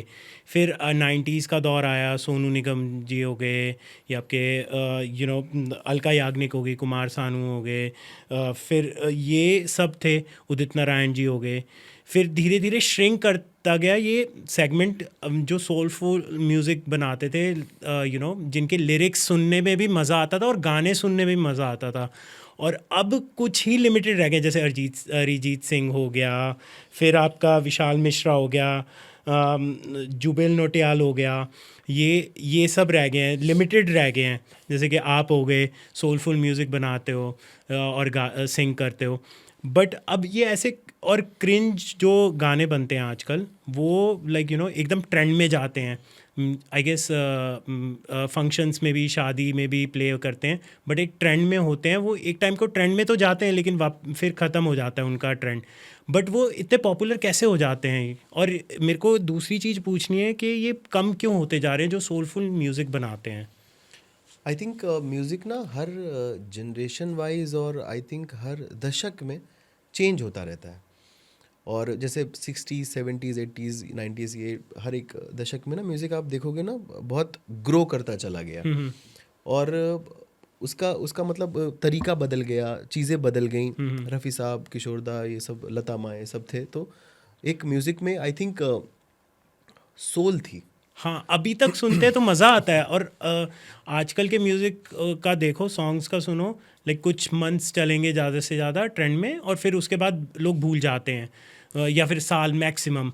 लेकिन तब के 80s के सॉन्ग्स मैं अभी तक सुनता हूँ, और आप भी शायद सुनते होंगे, और वो एवरग्रीन रहते हैं, फॉर एवर। लाइक उसको कभी भी सुन लो, बहुत मज़ा आता है। जब आपको पीस ऑफ माइंड चाहिए हो, तब आपको सुनना हो, और वो सुनते रहो बस। जैसे किसी की मुस्कुराहटों, और अलग अलग अलग अलग, मैं इतना अच्छा नहीं हूँ सिंगिंग में, आप हो तो आप मेरे को बताइए सर, ये ऐसा मतलब क्यों गया है? लाइक सिंगर्स इतने कम क्यों होते जा रहे हैं इंडस्ट्री में, अच्छे सिंगर्स और अच्छे लिरिक्स? ऐसा नहीं है कि सिंगर्स कम होते जा रहे हैं या अच्छा लिरिक्स कम होता जा रहा है। मैं जैसा बता रहा था कि पहले गाना, एक्चुअली पहले का माहौल भी डिफरेंट होता था। पहले 10 लोग बैठते थे, म्यूज़िक पे बात होती थी, कॉम्पोजिशन होती थी, लिरिक्स लिखे जाते थे, लिखे भी जाते, बट मतलब सब साथ में एक टीम बैठ के काम करती थी साथ में। 10 लोग 50 लोग बैठ करके काम कर रहे हैं, म्यूज़िक रिकॉर्ड कर रहे हैं, लाइव रिकॉर्डिंग होती है। अगर मेल फीमेल का गाना, लाइक लता जी, रफ़ी साहब गा रहे हैं, या सोनू निगम, अलका जी गा रही हैं, मतलब कोई भी डुएट है, तो दोनों सामने गा रहे हैं। तो आई थिंक अगर सामने सामने कोई बात हो रही होती है तो वो उसमें फील ज़्यादा होता है। और 10 लोग एक साथ कुछ काम कर रहे होते तो उस पर एक पॉजिटिविटी, एक सोल जुड़ जाती है, एक प्यार आ जाता है। जैसे होता है ना कि माँ के हाथ का खाना, Exactly. और एक बाहर किसी का भी के हाथ का खाना या वैसा हो, तो उसमें एक वही टेस्ट है, वही मसाले हैं, वही सब्जी है, बट एक छोटी सी चीज़ की कमी होती है, जिसको आप बोलते हो माँ के हाथ का खाना, घर का खाना। बस वही कुछ आई थिंक मुझे लगता है। तो अब क्या होता है कि अब म्यूज़िक प्रोग्राम्ड हो गया, अरेंज्ड हो गया, और मेल सिंगर आके गा गया, किसी गिटार पोर्शन चाहिए, गिटार आके सोलो प्ले कर गया, मतलब सब अलग अलग हैं, किसी के पास टाइम नहीं है। एक साथ बैठ करके काम आजकल ना के बराबर होता है, या शायद नहीं ही होता है। सब म्यूज़िक सब लैपटॉप में है, तो कहीं ना कहीं ये सोल कहीं कहीं पर मिसिंग हो जाती है, मुझे ऐसा लगता है। और रही बात, शानूदा ने एक बात कही थी, शानूदा ने एक बात कही थी कि पहले का म्यूज़िक यहाँ था, अब के म्यूज़िक यहाँ है। मतलब कि पहले लोग सुनते थे, हाँ। पहले के कॉन्सर्ट्स भी, आप कॉन्सर्ट्स में कितना चेंज है। पहले कॉन्सर्ट्स देखो, लोग सुनने आते थे, हाँ, सुनते थे। जबकि सोशल मीडिया कुछ भी नहीं होता नहीं था था ज़्यादा, obviously। लाइक रेडियो हो गया, टीवी हो गया, बिल्कुल बिल्कुल। बहुत कम होता था लोगों रेडियो के में पास। गाने हाँ, सुनते थे, रेडियो पे गाने सुनते थे, लोगों के पास लिमिटेड रिसोर्स थे उस बिल्कुल वक्त। बिल्कुल। लोग एक एक गाने को कई बार, वो जो कैसेट आती थी वाली, उस पर हाँ कैसे सुनते थे। हम लोगों ने कैसे उसको प्रिपेयर किया, वो वापस कर करके रील करके सुनते थे, गाना प्रिपेयर करते थे। तो पहले का म्यूज़िक यहाँ पर था, लोग सुनने आते थे, सुनते थे, किसी ने कुछ गाया तो उसको उस हिसाब से जज करते थे, जानते थे, सुनते थे, अप्रिशिएट करते थे। अब का गाना क्या है कि अब को लोगों को सिर्फ डांस करना है. क्या करना है? डांस करना है, सुनना नहीं है. दे वर लाइक अच्छा इसमें मैं वाइब कर रहा हूँ तो ये गाना है. फिर वो क्रिंज हो कैसा हो, उनको वाइब आ रहा है, लोग सुनते हैं उसको. और ऐसे कितने अच्छे अच्छे गाने हैं पीछे हो जाते हैं, सोलफुल गाने हैं जो यहाँ से बनाए जाते हैं, एकदम प्यार से बनाए जाते हैं, वो कहीं ना कहीं पीछे हो जाते हैं इस चक्कर में. वही मतलब पहले थोड़ा लाइक बहुत सोलफुल होते थे और अब काफ़ी क्रिंज हो गए हैं, ट्रेंडी हो गए हैं सॉन्ग्स. आई गेस मेरे को लगता है कि लोग ना लाइक शो ऑफ में ज़्यादा बिलीव करने लगे हैं, शो केसिंग में. लाइक पहले होता था अपना प्लेबैक सिंगर्स होते थे, वो गाते थे बिल्कुल एकदम पूरा ध्यान से प्रैक्टिस करते थे. आजकल शो ऑफ में जैसे सोशल मीडिया में ज़्यादा ट्रेंड में रहना, पीआर टीम हो गई उनकी. पीआर टीम चाहे सॉन्ग इतना अच्छा नहीं होगा, लाइक लिरिक्स बिल्कुल कोई मीनिंगलेस लिरिक्स होंगे. अब मैं नाम नहीं लेना चाहूँगा, नहीं तो कंट्रोवर्सी हो जाएगी. बट कुछ हैं सिंगर्स लाइक उनके पीआर इतनी स्ट्रांग होती है, हर जगह वायरल हो जाते हैं उनके सॉन्ग्स. मे बी वो इंटेंशनली ऐसे सिंग करते हैं सॉन्ग्स ताकि वो कहते हैं ना negative publicity is also kind of publicity. Exactly I think ये उनकी भी गलती नहीं है या किसी की गलती नहीं है. जैसा ऑडियंस मांगती है ना, मुझे ऐसा लगता है कि आप 10 गाने अच्छे बना लो, उनके चलने के चांसेस बहुत कम है. एक क्रिंज काम कर लो, वो अभी चल रहा है ना केरिस का, सुनेगा गाना? सुना होगा आपने. मतलब ठीक है, मुझे फेमस हो गई उससे है. बहुत वो है. मैं ऑब्वियसली उसका शायद धूम नाम है, वटेवर जो भी है. ओके. मुझे अच्छा लगा कि वो फेमस हो रहा है या उसकी लाइफ बदल रही है, अच्छी बात है. पर मुझे नहीं लगता कि जिसने ये गाना गाया है, ओरिजिनल गाना गाया, उसको इस गाने का अप्रिसिएशन मिल रहा है. या और ऑब्वियसली उनको पहले मिला ही हुआ है, उनको ज़रूरत भी नहीं इस चीज़ की. बट आई एम सेइंग कि जस्ट एक जनरली कि क्रिंज कंटेंट कितनी जल्दी आगे आ जाएगा या कितनी जल्दी अप्रिशिएट कर दिया जाएगा जस्ट बिकॉज ऑफ ऑडियंस. अगर ऑडियंस को क्रिंज पसंद है तो लोग क्रिंज बना रहे हैं. और अगर ऑडियंस ही अच्छी चीज़ को अप्रिशिएट करेगी, सपोर्ट करेगी, बिकॉज ये सपोर्ट की कमी मुझे लगता है, कई बार मुझे भी लगता है कि लोग जितना दिखते हैं, जितना दिखाते हैं कि हाँ दे आर सपोर्टिंग या उनको इस बात की फ़िक्र है. जैसे अभी जितने भी एक्टर सुशांत एंड ऑल जो भी हैं, वो जब तक थे तब तक कोई सपोर्ट नहीं कर रहा था.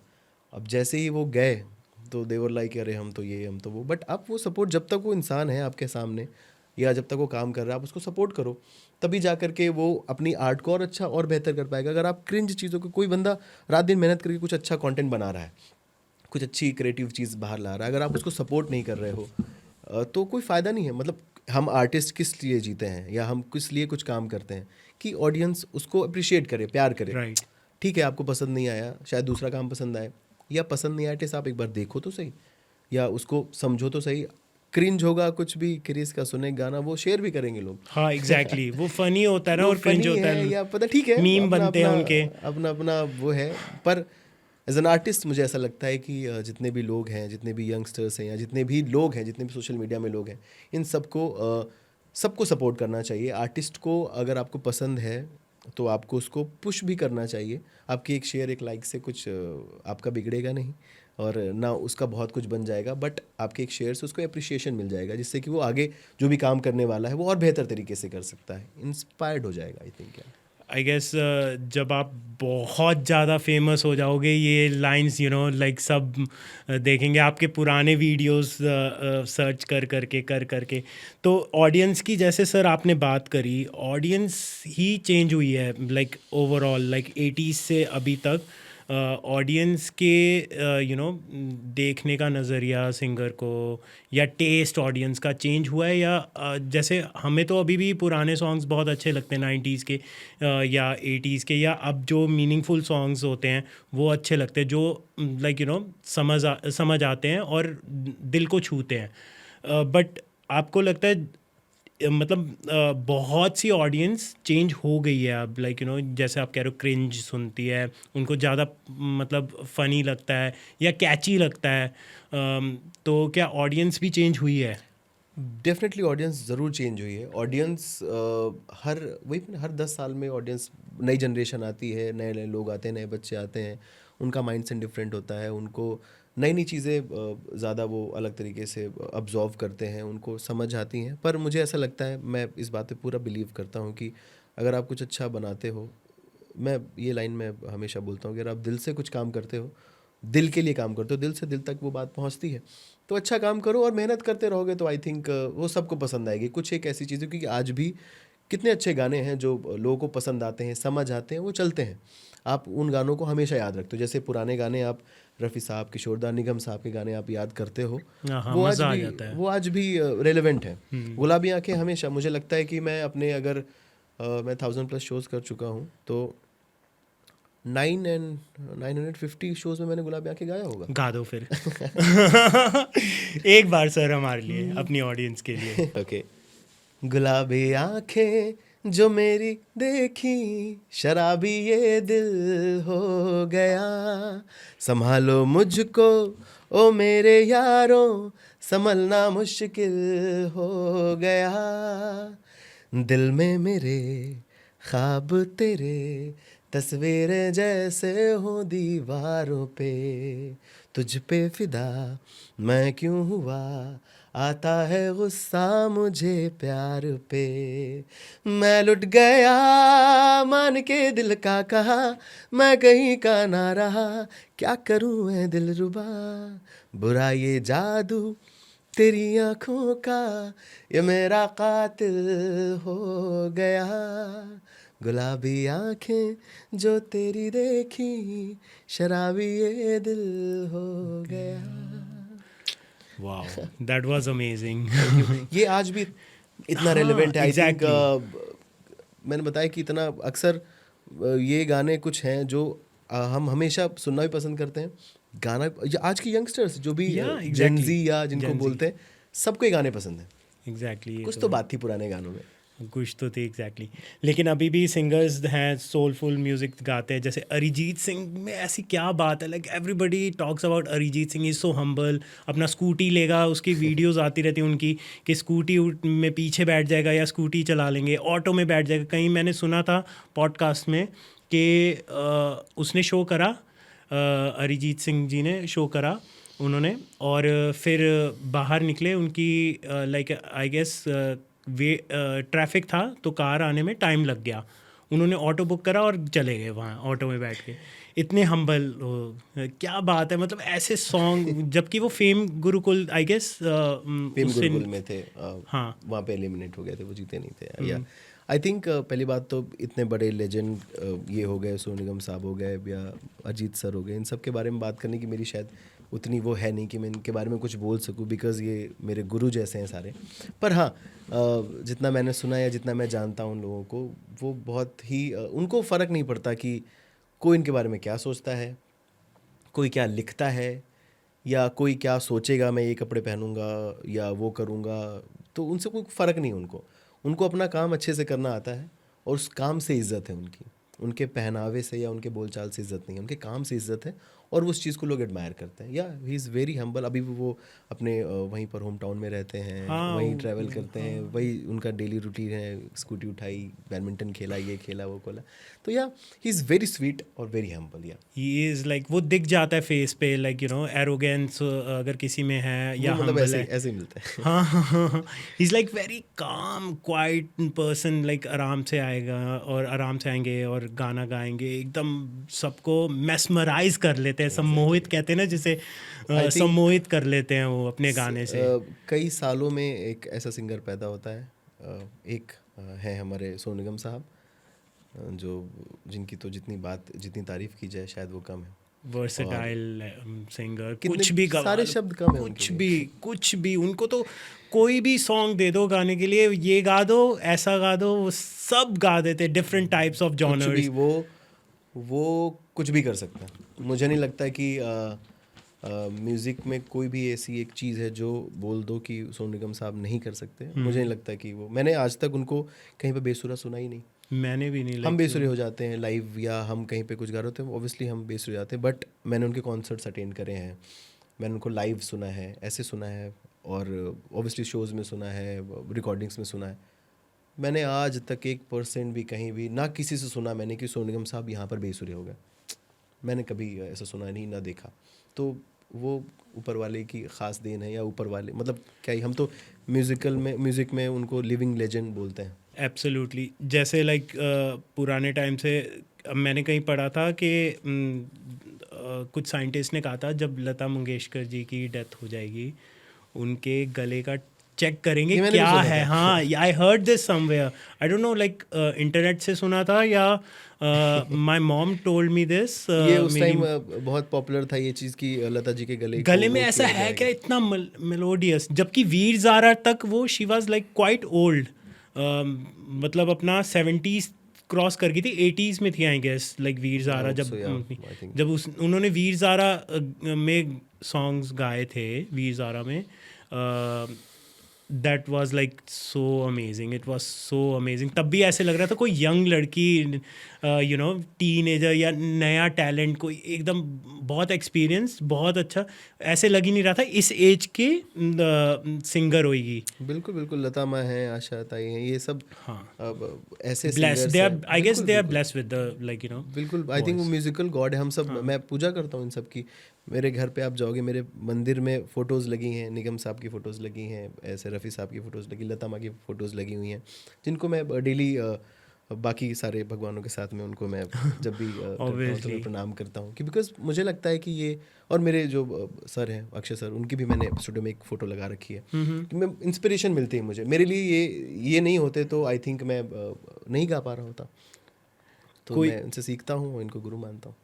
कोई dark reality like music industry की, नाम नहीं लेंगे, कंट्रोवर्सी नहीं करेंगे, बट आप बता सकते हो कि बिना नाम लिए कोई डार्क रियलिटी म्यूज़िक इंडस्ट्री की, लाइक, यू नो, कुछ तो होता ही होगा, लाइक, यू नो, आता रहता है म्यूज़िक इंडस्ट्री के बारे में काफ़ी कुछ। डार्क रियलिटी, आई थिंक ये डार्क शब्द ना हर चीज़ में कहीं ना कहीं आता ही है। आप वो कोई इंडस्ट्री ले लो, म्यूज़िक ले लो, बॉलीवुड ले लो, हॉलीवुड ले लो, टॉलीवुड ले लो, कहीं भी ले लो, सब में डार्क का कुछ तो है। एक्सप्लॉयटेशन होती है, हर जगह होती है, बिल्कुल होती है। और किस टाइप की एक्सप्लॉयटेशन होती है? पैसे से तो होती ही होती है। और जहाँ पर, मतलब मुझे ऐसा लगता है, अगर किसी के हाथ में, कुछ सर्टन लोग हैं ऑब्वियसली, किसी के हाथ में उतनी पावर है कि वो पर्टिकुलर चीज़ कर सकता है, तो वो पूरा फ़ायदा उठाएगा आपका। कोशिश ये रहती है। अच्छे लोग भी हैं, ऑब्वियसली अच्छे लोग भी हैं जो आपको सपोर्ट करते हैं, ध्यान देते हैं, प्यार करते हैं, या वो उस चीज़ को समझते हैं कि हाँ मैंने ये स्ट्रगल किया है तो ये भी मेरी जगह पर आया है, तो उसे वो चीज़ शायद फेस ना करनी पड़े। जैसे मैं आगे चल करके इस चीज़ का बहुत ध्यान रखूँगा, रखता भी हूँ, कि जो मैंने कोई नया फेस किया है, टैलेंट हो। हाँ, जो मैंने फेस किया है, और अगर मुझे लगता है कि ये कैपेबल है या ही इज़ डूइंग समथिंग, अगर मैं उसको सपोर्ट, अभी भी मैं करता हूँ कुछ लोगों को जो मुझे लगता है सपोर्ट कर सकता हूँ, मैं डेफिनेटली करता हूँ। और मैं इस चीज़ का ध्यान रखता हूँ कि जो मैंने सफ़र किया है, अगर ये उस काबिल है तो उसको वो सफ़र ना करना पड़े। तो एग्जैक्टली। डार्क रियलिटी यही है कि हाँ, जिसके पास पावर है, वो, उसमें से कुछ ही लोग हैं उस पावर को सही से इस्तेमाल कर सकते हैं। आई थिंक वो स्पाइडरमैन में कहना कि great power comes with with great great responsibilities. Responsibilities, या तो सबके बस Absolutely. की बात नहीं होती उस पावर को सही से रख पाना। Yes. तो उसमें से कुछ लोग होते हैं जो उसको सही से यूज़ कर सकते हैं, अदरवाइज तो मोस्टली उसको गलत यूज़ करना तो सबको मिसयूज आता है। करते हैं, एक्सप्लॉयटेशन हर होती तरीके है, से, पैसे से कर सकते हैं, आपके काम से कर सकते हैं, आपके फिजिकल हैरेसमेंट। फिजिकली कर सकते हैं, एग्जैक्टली करते हैं। फिर आपको फ़र्क नहीं पड़ता वो लड़के हो आप लड़की हो, दोनों के लिए सेम चीज़ें हैं। आई गेस ये सिर्फ म्यूज़िक इंडस्ट्री तक सीमित नहीं है, like, you know, it is like everywhere, you are right, like Exactly. हर जगह कॉर्पोरेट्स में भी एक्सप्लॉयटेशन होता हर है, जगह, मेंटली किसी भी- हरासमेंट होती है, किसी भी फिजिकली चीज़ में ले लो। हरासमेंट होती है, फेवर्स होते हैं, ये सब होता है हर जगह, लाइक, बट बदनाम ये हो जाती है क्योंकि ये इतनी पॉपुलर है, पॉपुलर है, लोगों को पसंद है इस बारे में जानना, क्यूरियस होते हैं कि अरे उसकी पब्लिक लाइफ में फिगर क्या हैं चल रहा है। लोग, लाइक, यू नो, इसमें फेमस होते हैं लोग, लोग फॉलो करते हैं, इंस्पायर होते हैं, तो आई गेस उनको थोड़ा सा like they get inspired, they can inspire millions of people. तो उनको उस हिसाब से करना चाहिए कि आगे उनसे गलत इंस्पिरेशन ना ले, अच्छी इंस्पिरेशन लेके they can, you know, inspire others in a better way. Exactly तो एग्जैक्टली। ये होता है। जैसे सर हमने अभी बात करी लाइक रियलिटी शोज़ की, लाइक अरिजीत सिंह फेम गुरुकुल से आई गेस, और जीत नहीं पाए थे, बट कौन जीता था ये नहीं पता।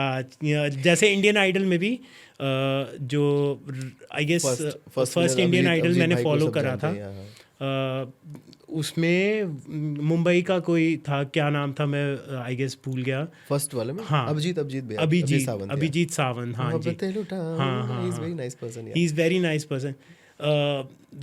तो ये इनकी एक जर्नी होती है, उसके बाद ये डिसअपियर्ड हो गए हैं, लाइक इतने फेमस नहीं हो पाए नहीं, मैं ये बात पे नहीं रियलिटी मानता, शोज like, में, लाइक जो आते हैं, लाइक एक टाइम तक पॉप उनको थोड़ा सा फेम मिलता है, वो मतलब ट्रेंड में रहते हैं, फिर उसके बाद गायब हो जाते हैं। कहाँ अभिजीत सावंत, राहुल वैद्य कहाँ हैं अब नहीं आज नहीं, की मैं डेट मैं में? ये नहीं मानता। राहुल भाई, अभिजीत भैया दोनों आई थिंक ये रेलेवेंट हैं और दे आर डूइंग वेल, बहुत अच्छे अच्छे काम कर रहे हैं। और सिंगर्स का ना क्या होता है कि हमें ऐसा लगता है एज एन ऑडियंस कि अगर इसका गाना नहीं आ रहा तो he is not doing something, कुछ काम नहीं कर रहा, बट दे आर डूइंग, वो कुछ कुछ गाने भी काम कर रहे हैं और शोज़ बहुत बिकॉज हमारी जो इनकम मेन सोर्स है ना, हम स्टेज शोज से पैसे कमाते हैं ओके, ज़्यादा। हम लोगों को एंटरटेन यहाँ से करते हैं, और स्टेज शोज़ भी आसान नहीं होते, ट्रैवल करना, प्रिपरेशन करना, ये करना, बहुत सारी चीज़ें होती हैं। तो obviously they are doing, Abhijeet भैया तो बहुत अच्छा काम कर रहे हैं, राहुल भैया दोनों, मैं मिलता रहता हूँ उन लोगों से अच्छा, कब से, तो मिलते दे रहते आर हो? Doing very good. मुंबई में और रहते हैं वो? हाँ, वो बॉम्बे रहते हैं और अच्छा काम कर रहे हैं। और ऐसा नहीं है एज एन ऑडियंस आपको लगता है कि वो बॉलीवुड में, अभी कई सारे उनके गाने भी आए थे, तो ऐसा नहीं है कि वो कुछ काम नहीं कर रहे हैं। हाँ, कुछ सम ऑफ पीपल हैं जो शायद डिसअपियर हो गए हैं रियलिटी शोज़ में, एक पर्टिकुलर फेम पाने के बाद गायब हो गए हैं, हाँ, पर नॉट एवरीबडी। क्योंकि वही कि अगर आपको कुछ चीज़ें मिल जाती हैं तो आप उस चीज़ को संभालना सीखो, उसको कैसे कैरी फॉरवर्ड करना। अगर आपको एक स्टेप ऊपर मिला हुआ है तो आप वहाँ से ऊपर कैसे जाओगे, ना कि नीचे आओगे। तो ये डिपेंड करता है आप पर्सन टू पर्सन, आप उस चीज़ को कैसे समझते हो, अगर अपनी ग्रोथ को आप कैसे देखते हो, तो ऐसे डिपेंड करता है। सारे सिंगर्स या सारे लोग नहीं ऐसे आई गायब गेस होते हैं। एरोगेंस का भी रोल रहता है, एरोगेंट हो जाते हैं काफ़ी हाँ, सिंगर्स, कुछ फेम मिलने के बाद बहुत एरोगेंट हो जाते हैं, बिल्कुल, ये मैं है मानता ना? हूँ। ये ये कुछ होते हैं लोग ना होते हैं एरोगेंट। जो कुछ कहीं ऑल ऑफ सडन फेम मिल गया या कुछ हो गया तो उनकी पूरी ग्रह दिशा बदल जाती है। अभी वो कुछ और थे, वो कल कुछ और हो जाते हैं। मैं एक किस्सा बताना चाहूँगा हाँ, इस प्लीज़ पे, प्लीज़। Like experience. गुरदास मान जी गुरदास साहब, मान साहब, या लाइक जी हाँ। मान साहब, बाबा मान साहब हैं, उनको हम लाइक बहुत मतलब पंजाब में उनको पूछते बहुत हैं, बहुत, बिल्कुल बिल्कुल, लाइक वो देयर लेजेंडरी लाइक हैं, एग्जैक्टली। लाइक इंस्पायर करते हैं मैनी सिंगर्स को। वो उनका कहीं शो था, उससे पहले वो अपने किसी नोन टू से मिलने आए थे दिल्ली में। मैं बाई चांस वहीं आसपास कहीं था, घूम रहा था। अक्सर क्या होता है, लाइक ये कुछ साल पहले की बात है, अक्सर क्या होता है अगर आप बहुत बड़े सेलिब्रिटी हो, सिंगर हो, आपके साथ 10-20 बाउंसर्स एंड ऑल, काफ़ी लोग हैं, सिक्योरिटी होती है, मतलब दूर तक भी कुछ मीटर तक आने ही नहीं देते हैं, you know can you guess कितने लोग होंगे उनके पास उस वक्त? 10-20 तो होने चाहिए एटलीस्ट बाउंसर्स में, अगर। सिर्फ एक ड्राइवर था उनका, क्या बात कर रहे और आई गेस मैनेजर था, या ड्राइवर था, जो भी कह लो, पीए कह लो, बस एक पीए था। और ये कुछ मतलब 10 साल पहले की बात है हो? Maximum. Is been like singing from exactly, वो डेकेड्स, लेजेंड है उनमें, तो कुछ डेकेड। कहने की बात ही नहीं है, कुछ सोचना ही नहीं हो तो गुरदास मान साहब, ये तो। और फिर and I met him, like जैसे आप हो सामने, उनके पास गया, उनके लाइक हमारे पंजाबी में कहते हैं पैरी हथ लाना, तो लाइक उनके पैरी हथ लाए मैं, और उन्होंने ही blessed me and I felt the vibes, like मेरे को ऐसे, जैसे आप कह रहे थे ना, गूज बम्स आ जाते हैं, तो लिटरली मेरे को गूज बम्स आए कि मतलब मेरे, I am like kind of very emotional person. अगर कोई ऐसे हम्बली मेरे से मिलता है, कोई ऐसे प्यार से दो बातें, तो मतलब मेरे मेरे उस टाइम पे आंसू नहीं रुके थे। तो वो कहता, पुत्र रो क्यों रहा है? मैंने कहा, मैंने I have never seen such kind of like इतना बड़ा स्टार, सेलिब्रिटी, सिंगर, और इतना ग्राउंडेड, हम्बल। और ही सेड लाइक मैं कुछ नहीं हूँ, लाइक ये सब बाबे दी देन है। तो he is like so grounded, और वो उनके फेस से दिखता है, उनके चेहरे पे एक चमक है। अगर आप सामने से मिलोगे, आई गेस अगर आप कभी मिले, उन्हें अपॉर्चुनिटी अभी तक मिली, तो मिल नहीं पाया, बट हाँ, डेफिनेटली उनसे मिलना चाहता हूँ। But he is literally very humble, हाथ जोड़ लेते हैं कि बाबे दी देन है, सब लाइक सब ऑब्वियसली, हाँ जितना हाँ आप हाँ। अच्छा सो काम करते रहो बस। दैट, और उन्हीं दिनों में आई वेंट टू सम, मैं नाम नहीं लूँगा अब, एक किसी के कोई इवेंट पे आया हुआ था, या कोई इनोग्रेशन पे आया हुआ था, सिंगर था, काफ़ी उसके साथ गंदे गानों की कंट्रोवर्सी भी है, आप लोग समझ जाएंगे।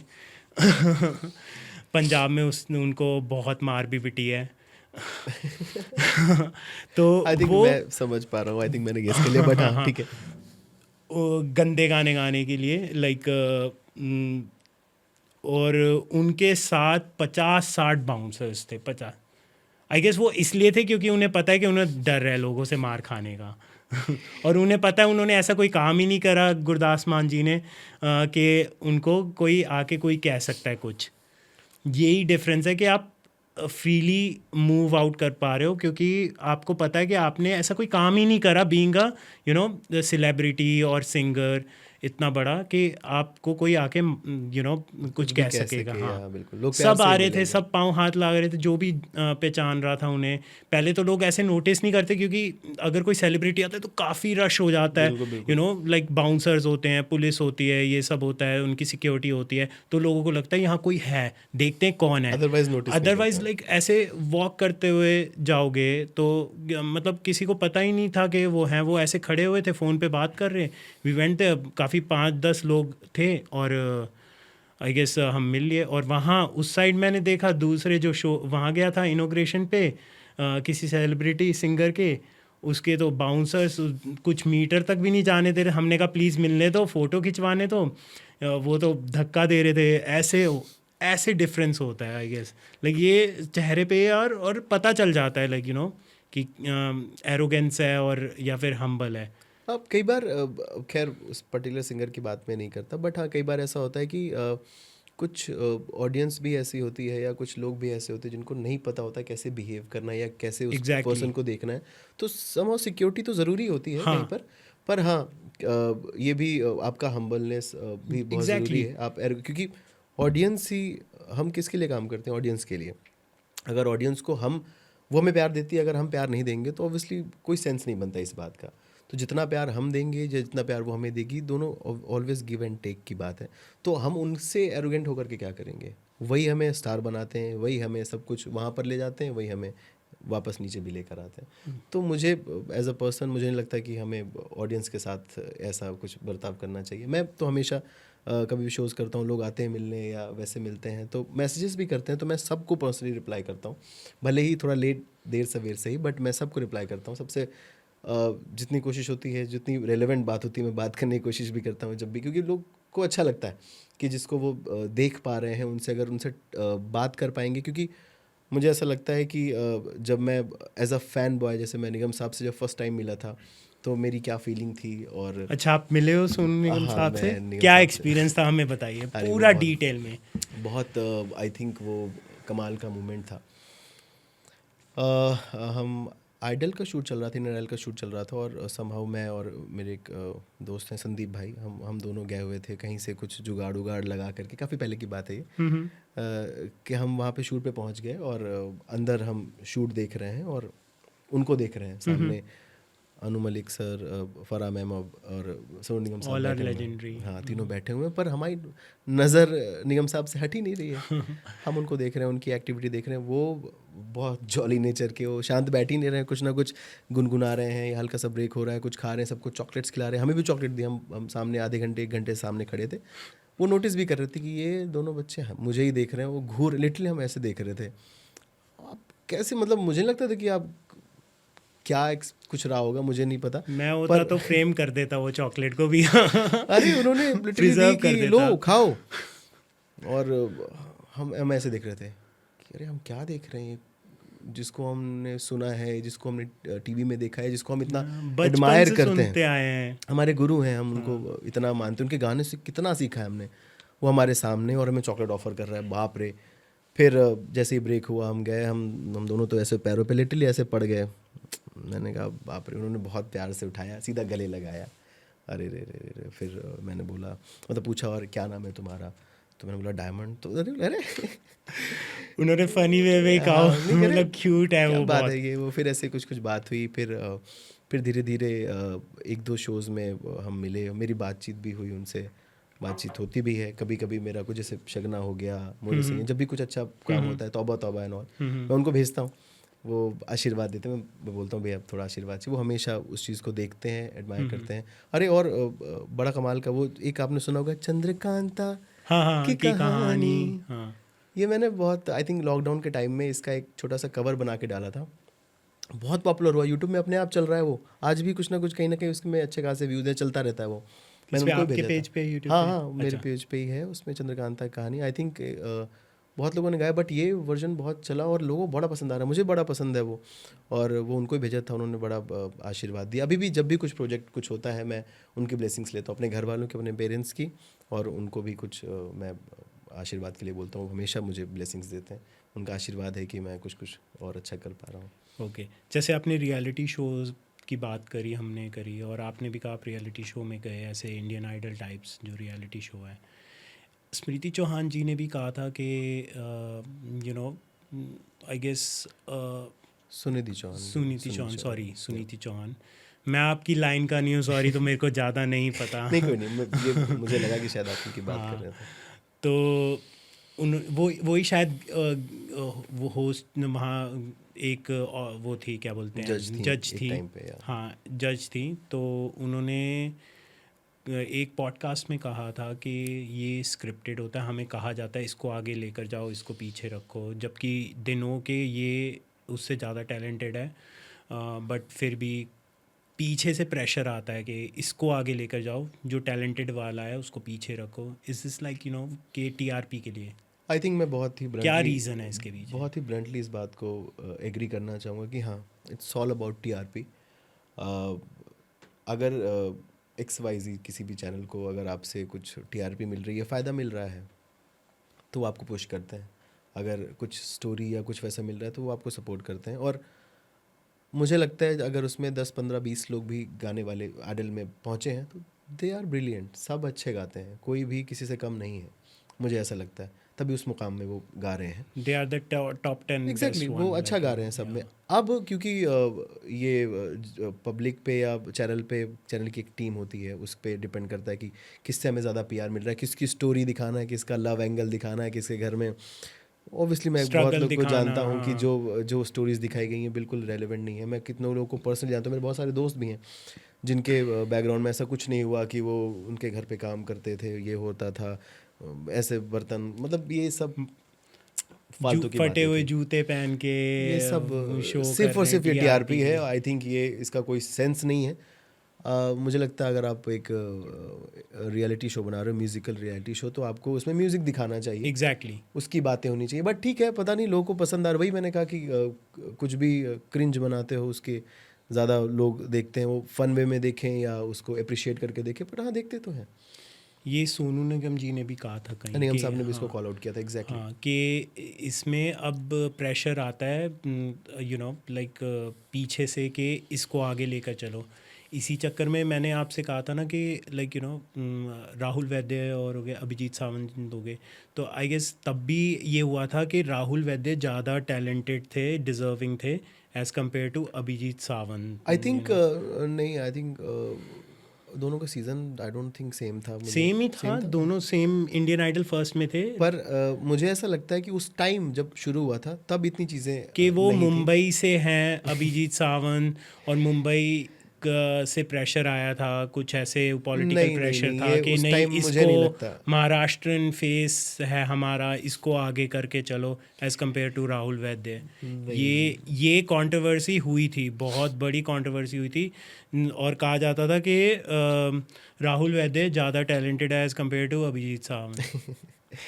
नहीं, मैं जैसा कह रहा हूँ, अगर उस स्टेज पर कोई गा रहा है, वहाँ पर परफॉर्म कर रहा है, तो दे आर टैलेंटेड। आप 19-20 का फ़र्क 19-20 होगा। का फ़र्क हो सकता है। वो फ़र्क कौन देखेगा? वो ऑडियंस देखती है, उसे लगता। पर मुझे लगता है उस टाइम आई डोंट थिंक, क्योंकि इतना सोशल मीडिया का वो क्रेज़ नहीं था कि लोगों को इतना ज़्यादा इन्फ्लुएंस कर सके TRP एंड ऑल। तो मुझे नहीं लगता कि ऐसा कुछ हुआ था। ऑब्वियसली अभिजीत भाई कमाल गाते हैं, राहुल भाई भी कमाल गाते हैं, तो मे भी शायद वोटिंग की वजह से हुआ, या कुछ भी अगर कुछ हुआ था तो I really don't know, but I don't think कि उस टाइम ऐसा कुछ होता था। पर हाँ, अभी तो आई ट्रूली बिलीव वैसा होता है। अनफॉर्चुनेटली हमारी इंडस्ट्री का एक ये है कि लोग इस चीज़ का TRP एक ऐसी चीज़ बन गई है कि आप कितना भी अच्छा काम कर लो, अगर आपके TRP नहीं आ रही है तो आपको, आई थिंक आप इंस्टाग्राम देख लो, कितना काम तो हमें इंस्टाग्राम देख करके लगता है कि लोग अच्छा फॉलो कर रहे हैं, फॉलोअर्स अच्छे हैं, रीच अच्छी है, व्यूज़ आते हैं, तो आपके पास डिफरेंट तरीके से काम है।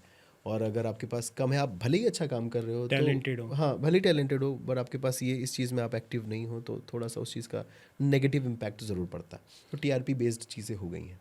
बट टैलेंटेड एक टाइम पे सक्सेस मिल ही जाती है टैलेंटेड को मोस्टली, लाइक जैसा मैंने कहा कि मैंने भी ये चीज़ सोची थी, मेरे पापा ने भी ये बात की थी कि जो भी करो आखिरी दम तक करो। तो मुझे भी यही था कि मैं अगर क्रिकेट खेलूंगा तो आखिरी दम तक क्रिकेट खेलूंगा, और अगर मैं म्यूज़िक करूंगा तो आखिरी दम तक करूंगा। अभी तक है, मुझे नहीं पता आगे जर्नी कहाँ है, कल क्या होने वाला है, कौन से गाने आने वाले हैं, या कौन किस लेवल तक पहुँचेंगे, मुझे नहीं पता। पर हाँ, जब तक मैं ज़िंदा हूँ मैं म्यूज़िक करूँगा, दिल से करूँगा और बहुत अच्छे से करूँगा।